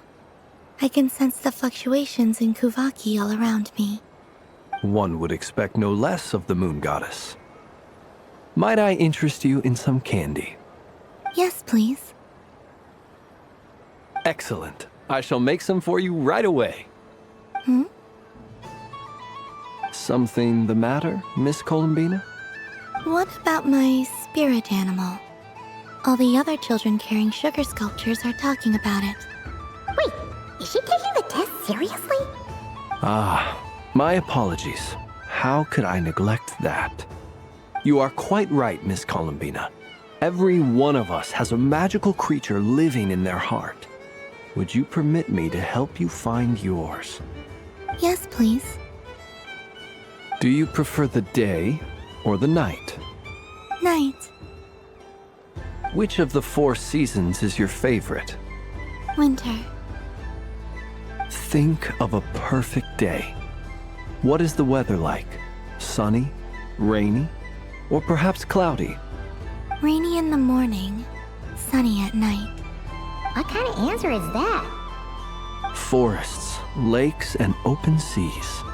Which do you prefer of these? I like them all. Imagine you opened your very own shop. What would you sell there? Moonlight, I think. Wow! Paimon would totally shop there. It wouldn't cost anything. You'd just need to visit. Aha! I believe I know what your spirit animal is. Here, for you. Oh, it's a Kohenki! Indeed. A free-spirited being with a deep love for all things here in Nodcry, who selflessly lends her aid to as many people as she can reach. It is the perfect fit for you, Miss Columbina. Thank you.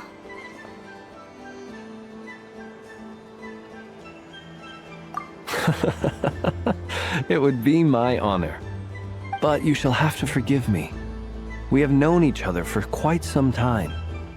I doubt there is any answer I could give that would come as a surprise to you. So instead, would you accept this sugar sculpture as a token of our friendship? It's a lantern. Hey, why don't you two go enjoy your candy over there. Paimon wants to try out this spirit animal thing too. Right, Blintz? Come on, play ball. I got this drawing done. But I want to hear Paimon's answers. Ah, but it'll probably take ages.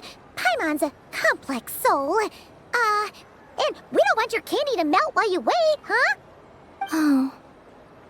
Okay then.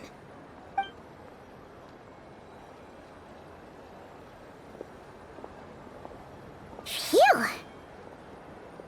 Nice excuse, Lady Paimon. That was some quick thinking. Yeah, no thanks to you. A little help next time.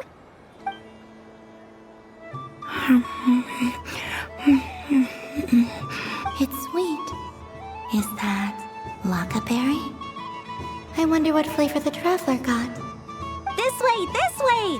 It's the candy-selling lantern! I'm coming! Of course. Traveler, maybe we can share? Yes. I found out recently that people share their food sometimes, so I'd like to try it. Or... is that a no? Thank you.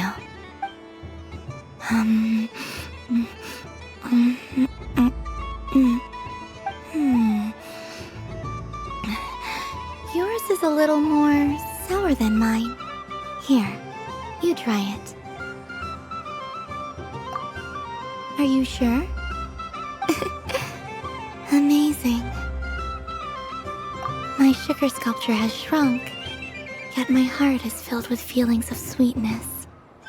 I will remember this feeling. Sure.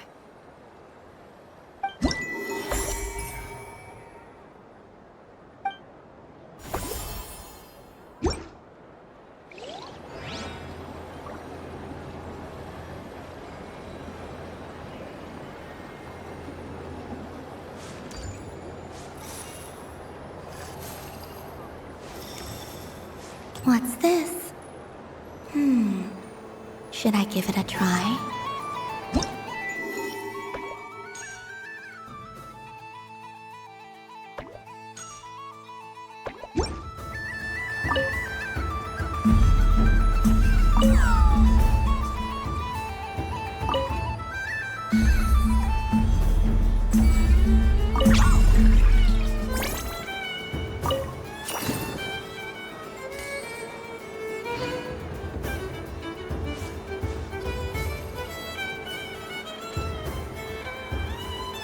I wish for a never-ending supply of laka berries.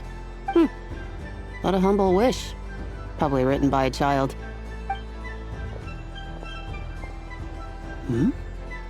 Is that Llama the Moon Chanter?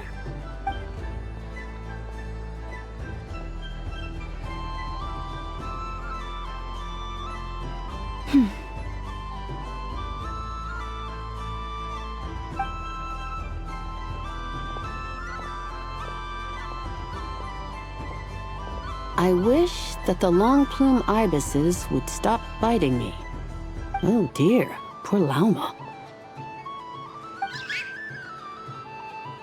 All right, I'll write that one down for you.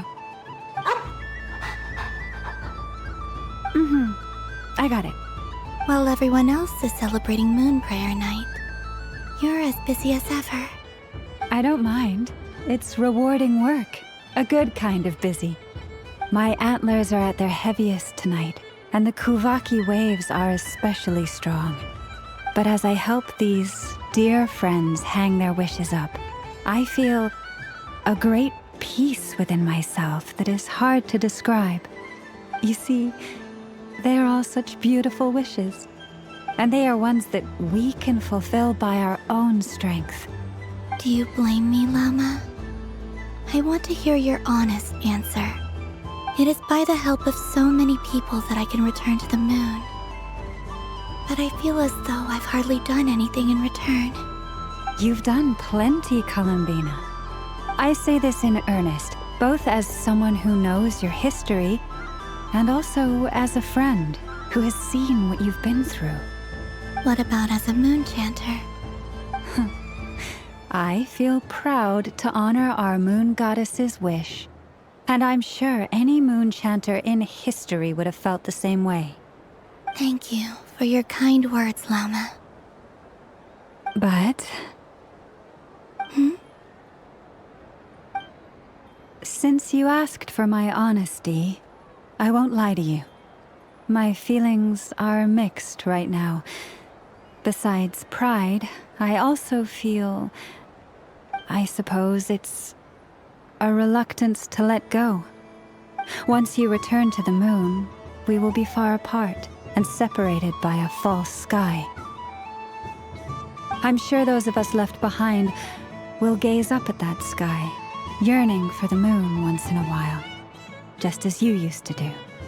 I will miss you, Llama. I will miss you all. I hope to stay in touch. I will try and find some way to send messages down from the moon. Perhaps you could use Kuvaki. I've heard Yehoda say that signals can be sent using long and short waves, or strong and weak lights. That sounds a little complicated. What if we forget what the signals mean? We could prepare a codebook beforehand, but... You're right. It wouldn't really suit you. Still, whatever happens, I believe that you will find your own unique way of communicating with us. And now that I think about that, my heart feels lighter. Because you trust in me? Yes. I have faith in you, and in the power of truth. In my experience, the truth tends to be difficult. But that's what makes it stand out from what is false.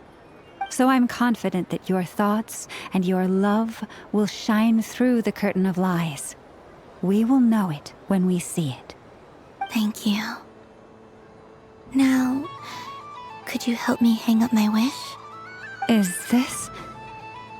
I wish that all who dwell in this moonlit world can find a place to belong.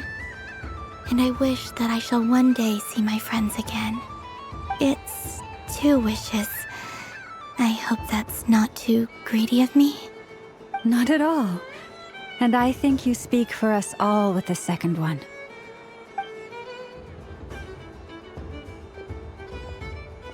I shall continue to pray until the day that all of these wishes come true.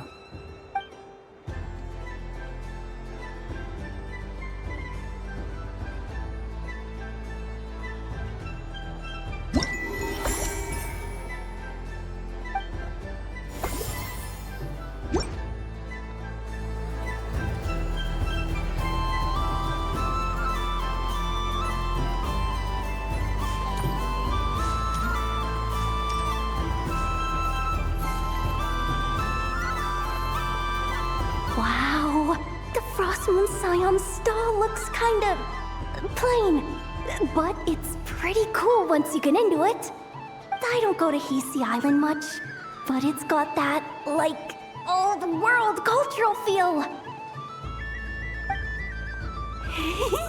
And if culture means we get more festivals, I'm all for it! Hello, Yehoda. Columbina! Hello, Moon Goddess! That was too close. I almost gave the game away in front of the staff. Oh, wait, what's the deal with her shoes? They don't make a sound when she walks. I could do with a pair of those.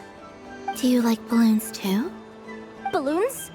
Oh, you mean those? What's so fun about balloons? I'm not a kid anymore. They're probably more up Aino's alley. Yes. The animals seem very curious about these strange flying objects. I was drawn here by their voices. I recently learned a fun new game you can play with balloons, so I decided to come and give it a try. A new game?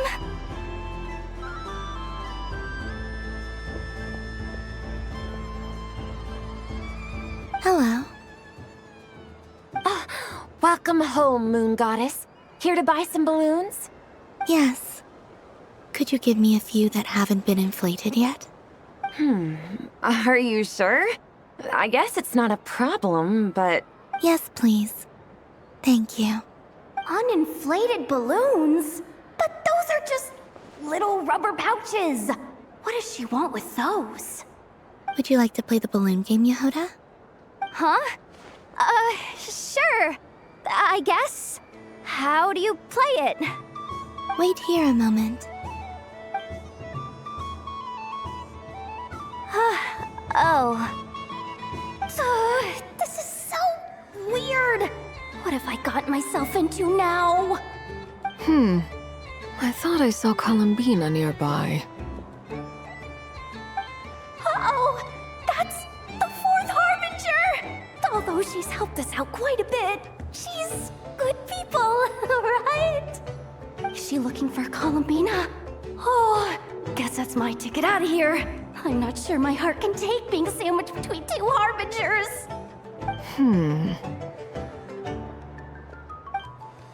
Which stall is she checking out? Oh, it's that other Frost Moon Scion's one. Try on the headgear, see what it's like having antlers or animal ears for a day. I wouldn't be caught dead wearing that stuff. So embarrassing. I have enough gear to carry as it is. Wait, what? She put it on? How peculiar. This would take some getting used to. I wonder if this is what it's like for Lynette. It really suits you, ma'am. What is this? She was so intimidating a moment ago, but now, dang, she's really rocking those ears. How does she make them look so cool? I suppose I may as well keep them on for now. All part of the festive experience. She's coming this way. How do you do, Miss Yehoda? Oh, jeez. Don't talk to me while wearing that thing. Where am I supposed to look? Oh, hey there. I'm looking for Columbina. Have you seen her? She just... Huh?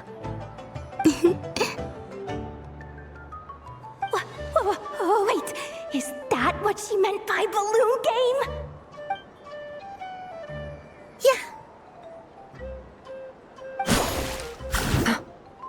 Huh? No fair!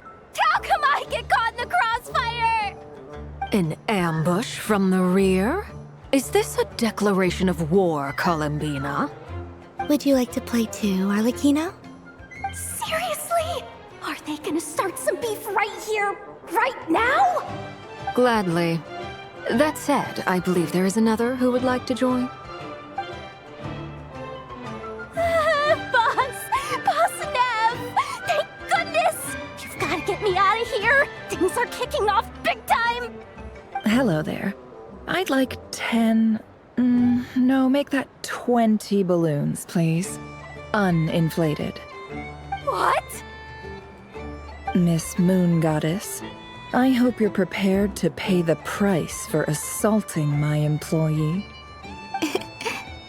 Welcome to the game, Nefer. Just to be clear, let's keep this a fair fight, okay? No strange powers, please and thank you. Naturally. Don't just stand there, Yehoda. Aren't you going to team up with me? Huh? Do I have to? Of course. Don't forget, the Curatorium has a reputation to uphold. I knew something like this was gonna happen.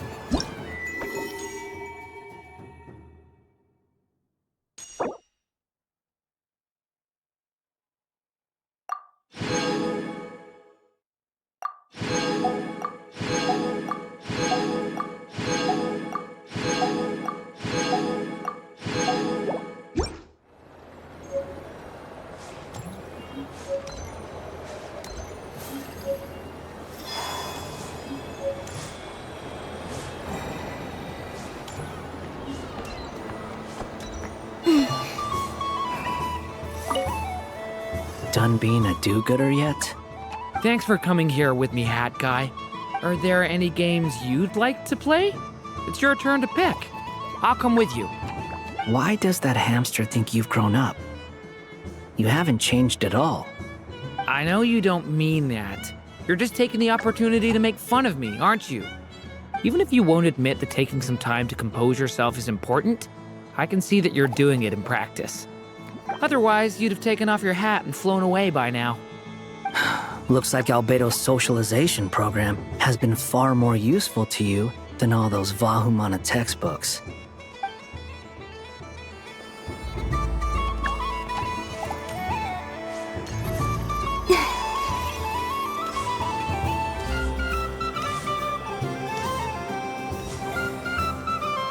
Moon Prayer Candy! Beautiful, tasty Moon Prayer Candy! Buy a whole box, share it with your friends and family! Candy? To share? I wonder what flavors everyone would like. Welcome home, Moon Goddess. Fancy a box of Moon Prayer Candy?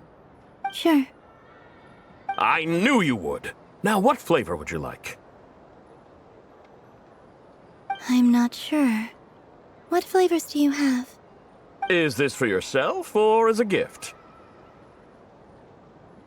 A gift for my friends. Ah, I see. In that case, I'd recommend apple, lockaberry, or midsummerberry. Those are the most popular. Do you have nocturnal blossom flavor? Huh. I've seen couples give those as gifts before, but I did not know they were edible. No? Okay then. Moonfall silver? You did say this was for friends, right?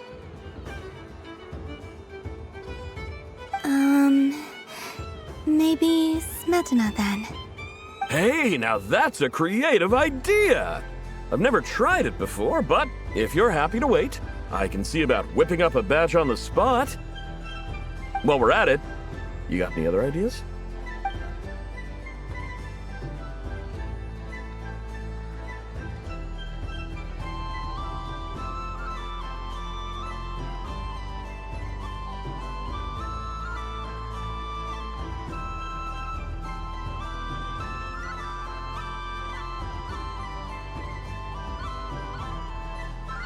Here you go.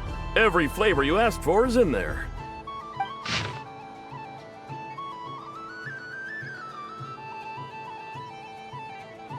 Thank you. I should be the one thanking you! You brought me a whole bunch of new business. It's like a genuine blessing from the Moon Goddess. I hope you and your friends have a lovely night.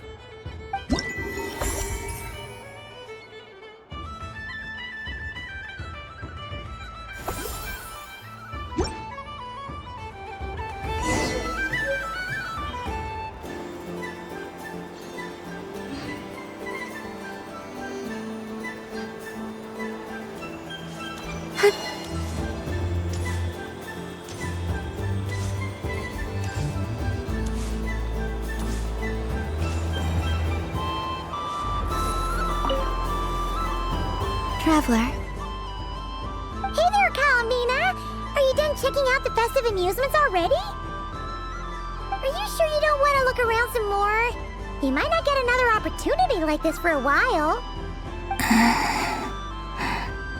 Right now, what I'd like to do is...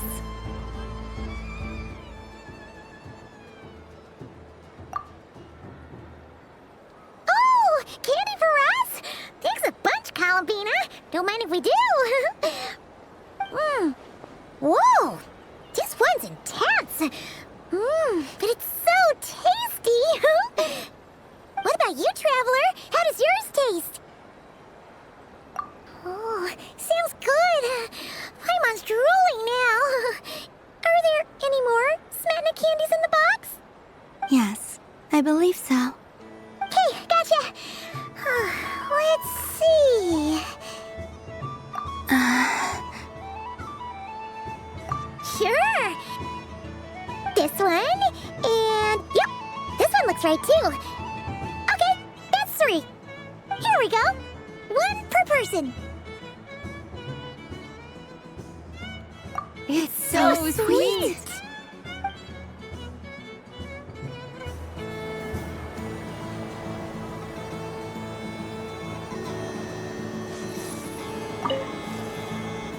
Traveler, Paimon. Columbina! Finished with the festival already? Really? You're sure you don't want to have a little more fun out there? Final answer.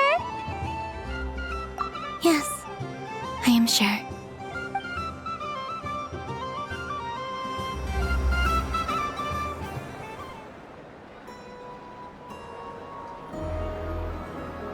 This was the most fun I've ever had on a moon prayer night. Everywhere I went, people were saying, "Welcome home," and there were friends at every turn. I only wish it could last longer than one night.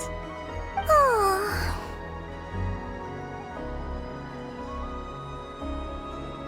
Yes, you're right. The moon prayer blossoms. Ooh, look! Look! Moon prayer night has come.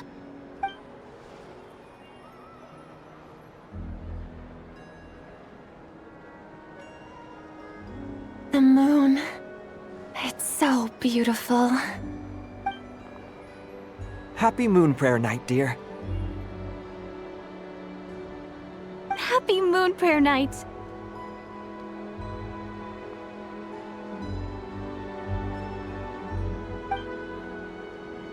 Happy Moon Prayer Night.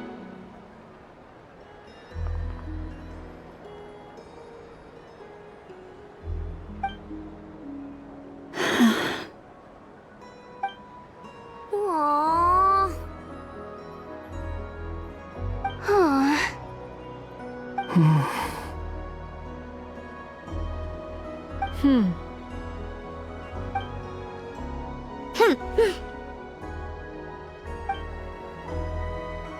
Time flies when you're having fun.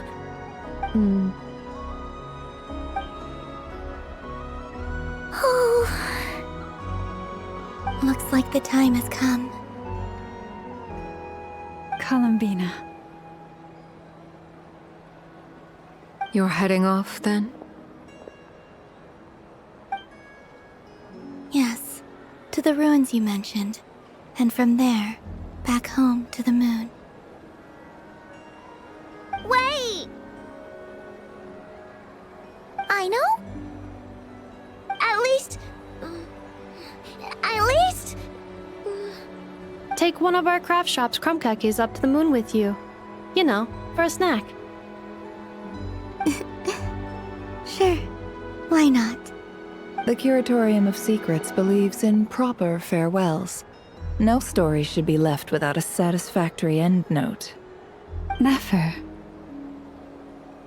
Farewells are an important affair for the Ratniki, too. We never know when we might meet again. Haha! And here I thought grand farewells wouldn't suit tonight's mood. But I suppose friendly passion is not to be stopped, eh?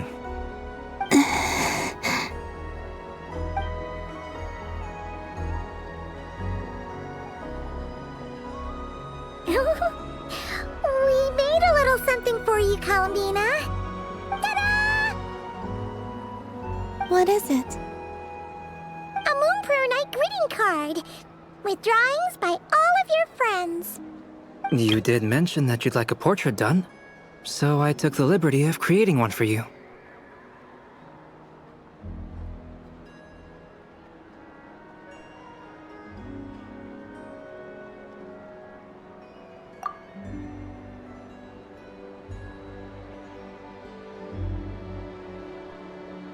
I, meanwhile, did the portrait of Mr. Albedo, and Mr. Varka did the same for me. I mean, I think my work was pretty true to life, don't you think? The picture of Ashru was my doing. The two of you seem to get along rather well. Wait, was I the only one who did a full body picture? Oh, that's so embarrassing. I did pictures of me and Anefa. I did my own portrait and one for Hat Guy. Plus, there's the two mages, Arlecchino and Sandrone. So, if you ever miss us, just flip the card open and we'll all be right there with you. I don't know what to say. Thank you so much, everyone. This whole moon prayer night was more than I could have ever asked for. It is the greatest gift I have ever received. Lauma, I figured it out. Figured what out? Remember how the Frost Moon Scions used to use milk as invisible ink to write hidden messages? That was a very long time ago. Oh, are you saying? Yes. When I miss you all, I shall use Moonlight in the same way, to write words that only you can see upon the moon itself. Wow, that sounds lovely. Quite. But how will we see them? Simply open your windows on nights when the moon shines bright, and the moonlight will naturally flow towards the words I have written. That sounds most fitting indeed. Very true to form. I'll try to write them in places that won't disturb your sleep. I, for one, would sleep all the better for having read one of your messages before settling down for the night. Exactly! So don't worry about disturbing anyone's sleep. Just promise you'll write to let us know you're okay, alright? All right. I promise.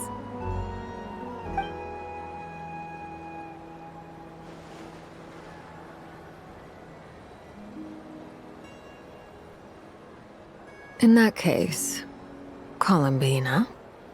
I'm ready.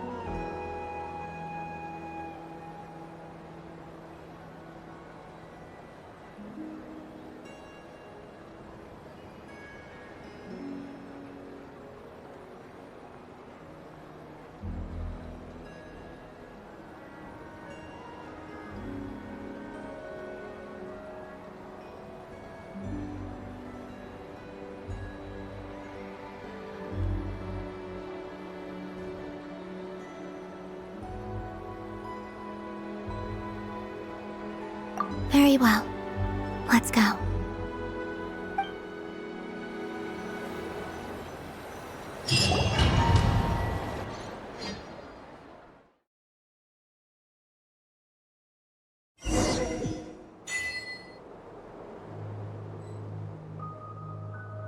In just a few moments, I will be gone.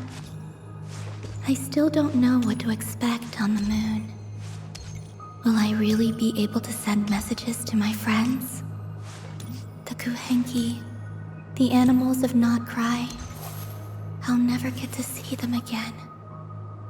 I wonder where I'll be when the next moon prayer night comes.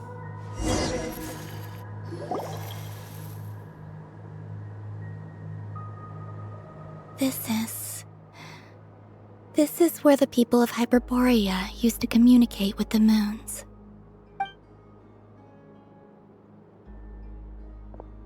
Eternal moon? Frost moon, iridescent moon. When the power of all three converge, the gate to the moons shall open. Moon marrow preparations are complete. Only the final step remains. I'm sure Nasha Town is livelier than ever at this moment. Yeah, it's a shame you couldn't be there for it, but it's now or never, right? It's fine. I'm more than happy with this. My last piece of luggage. My only piece of luggage.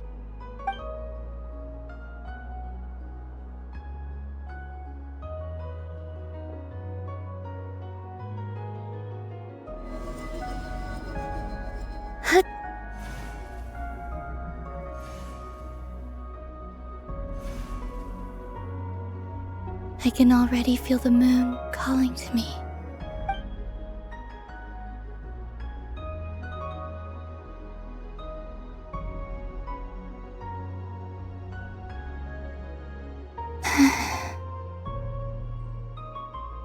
Your home lies on the far side of this light, Columbina.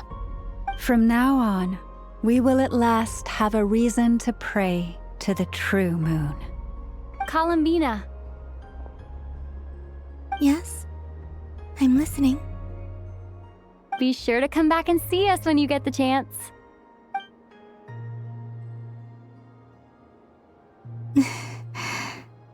Of course. But if that chance doesn't come, then remember that you have friends on this planet. People who will miss Columbina. Yes, I will. Thank you for everything you've done for me. And remember, come night or day, the moonlight shall always connect us. Well then, farewell, my friends.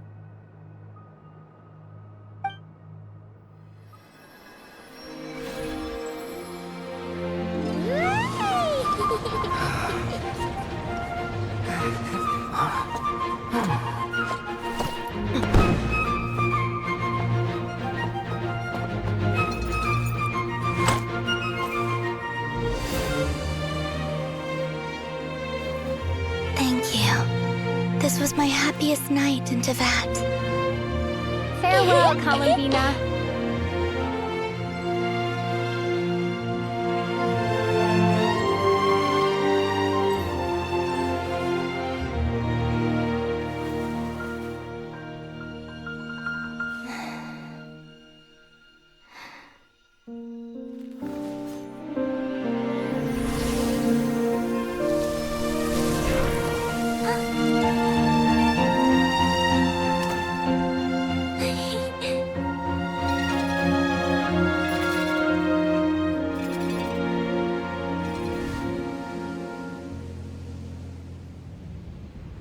The moon really is closer than ever tonight.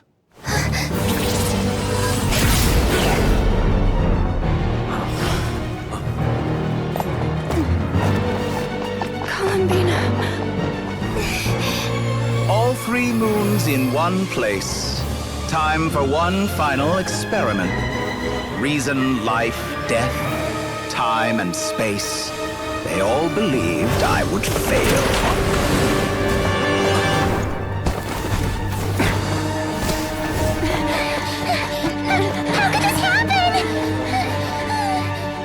But Teyvat's primordial power never did belong to the throne of heaven.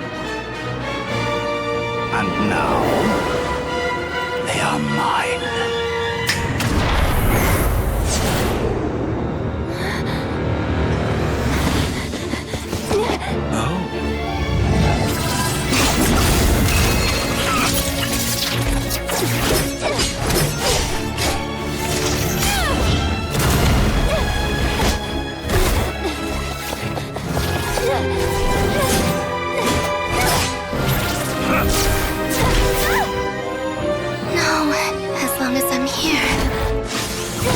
Is free to wield the Three Moons' power.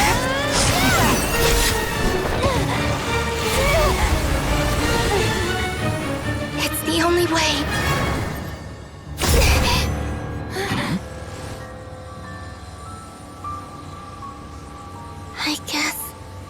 I won't be going home today. Columbina! No!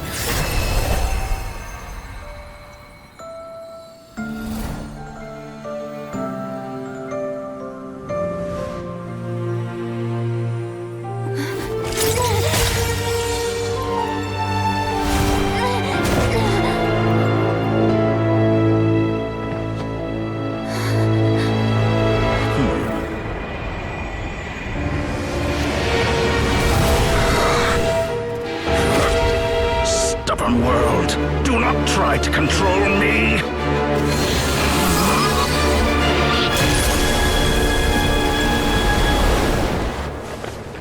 Columbina.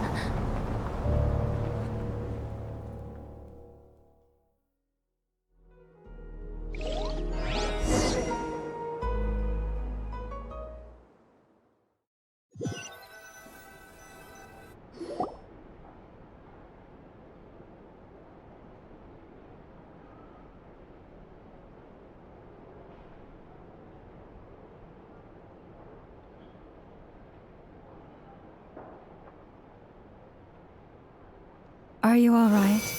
Do your wounds still hurt? I had someone prepare a little medicine that could prove effective. Take it if you need to. In that case, let me relate the contents of the call we made to Alice after the incident occurred. That dottore is a crafty one. He distracted the Hexenzirkel by creating a huge fuss at Tevat's borders. I'd assumed that the cause was an abyssal intrusion from the outside world, which in fairness is a rather common occurrence. But after learning that you managed to influence the phantoms in Nordcry, I realized that perhaps this interference could have come from within Tevat instead. But we weren't able to change their fates.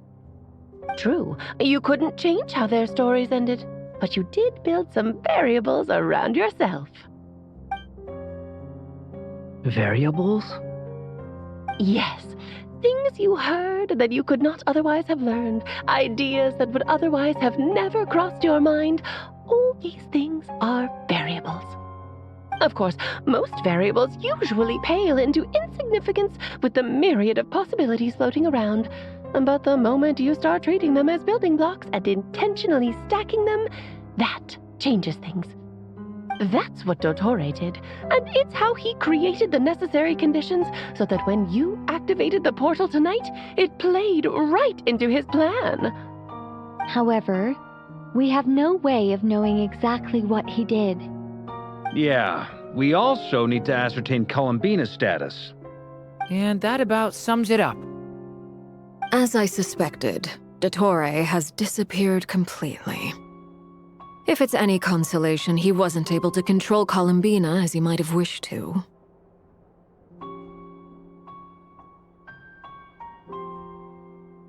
Oh no! What? She did what? All we saw was dottore appeared and used some kind of power. The next thing we knew, he and Columbina were gone and you were falling into the sea.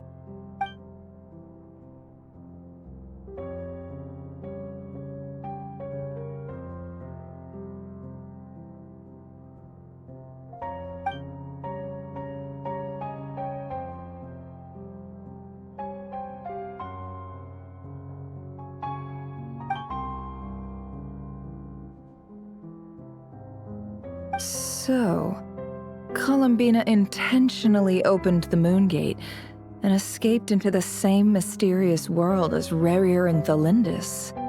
Sounds like bad news.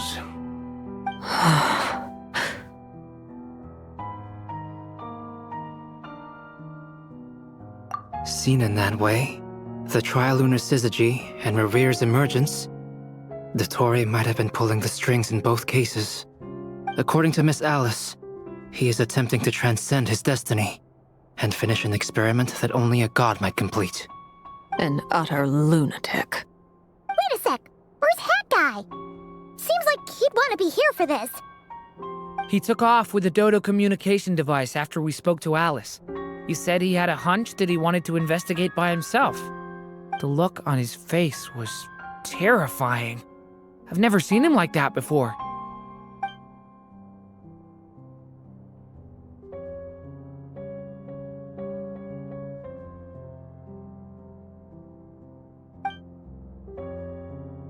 I'm back. Hat guy! I went to look for the Hyperborean phantoms again. I think I've gotten to the bottom of it. I got them to talk to Nicole on the other end of the communications line. Turns out, the history they describe is different from how Nicole remembers it. Really? But how? Surely Nicole can't have been wrong. Because the phantoms are the ones who are deceived. They speak of a savior who appeared in their history.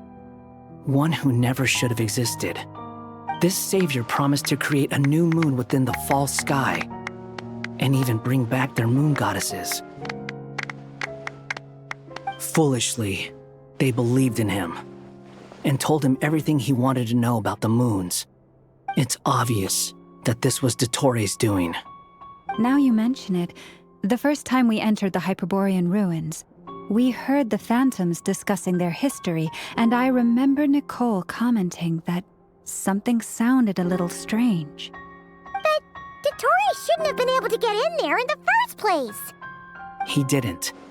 Nicole said that this was an anomalous state triggered by disruptions in the causal connections between phantoms from the same era. The variables that Dottore put in place were substantial enough that they even affected phantoms that he never met. So it's not that their memories were unclear. They'd been tampered with. That's exactly the possibility Dottore was trying to manufacture.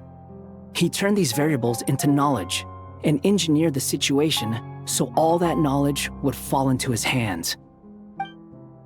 Then, he harnessed that knowledge on Moon Prayer Night to truly create a false moon. How is that even possible? To be precise, he exploited a weakness in the way the spell works. The spell senses Kuvaki to detect the moon's location. So, as long as the false moon more strongly resembled the moon than the frost moon beyond the skies, the gate would teleport Columbina to the false moon's location. In other words, to Dottore's side.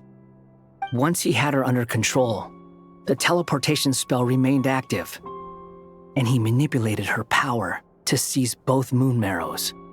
At that moment, the moon marrows disappeared right before our eyes. It was already too late, even as we were leaving the ruins.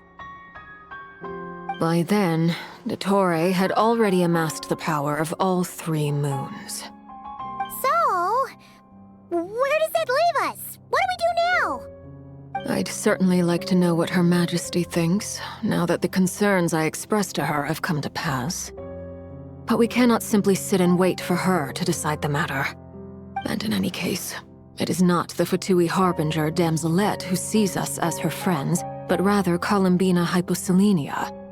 If, even in such extreme circumstances, Her Majesty will not lift the prohibition on Harbingers drawing steel against one another, then I will do as my heart demands.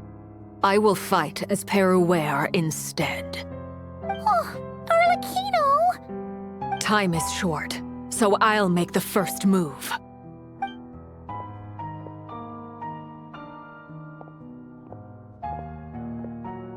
Whew. Even Arlecchino seems to be losing her cool now.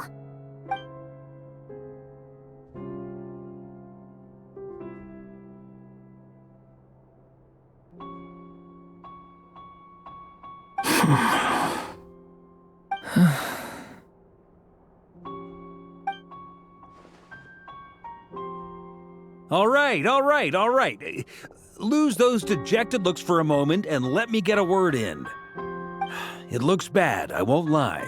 Very bad, in fact. So Dottore's pulled some real dirty tricks to gain the upper hand. For now. And yeah, it's to the point where even the mages say that his variables have affected destiny. I'm not so sure, though. Many have told me that Tevat's destiny is fixed, and that does appear to be the case. Well, what makes Dottore so sure he'll be the exception? And since he was able to stack these variables up, who's to say we can't do the same? You of all people should not be discouraged, traveler from afar. This isn't over yet. And you're not alone in that. Everyone here does, whether they've spoken thus far or not. But none of us are the type to sit back and wait for the sun to shine again. That's exactly how a knight should roll. If they knock you down, you get back up and get back in it. Don't forget, honorary knight, you're a legitimate member of Mondstadt too. Fark is right. This is far from over. Dottore's already way overdue a butt-kicking given his past shenanigans. And after this, he's earned himself a double dose. That's what I'm talking about. How's everyone else feeling? I'll use Kuvaki to investigate Columbina's whereabouts. I'm not ready to give up either. Leave the intel gathering to me. Whatever happens within Nodcry's borders, when the Curatorium of Secrets wants to be in the know, we always find a way. Aino and I will do all we can to support you. We will attempt to reverse engineer Dottore's actions and seek a breakthrough that way. Alice and Nicole are busy dealing with an emergency at Tevat's borders, so they can't return just yet. But they're both very angry about this. They've asked Albedo and me to act on the Hexen Circle's behalf and do everything in our power to fight back against Dottore. Are you ready then? We're going to have to conduct a lot of research, even in the early stages. I'll do my best. As for me, I'm pretty familiar with Dottore's way of doing things, so I can try to predict his next move. I'll help with your investigation. Nice! Looks like we have our basic division of labor. I'll get in touch with Flint's and Itlua, get them to have a chat with their Starshiner. It couldn't hurt to bring the Lightkeepers on board as well. At the same time, I'll pass on instructions to the knights present in Nodcry to assist the Lightkeepers and other organizations in ensuring the safety of those living here. Yeah! We'll show him! That's it then. Good luck, everyone.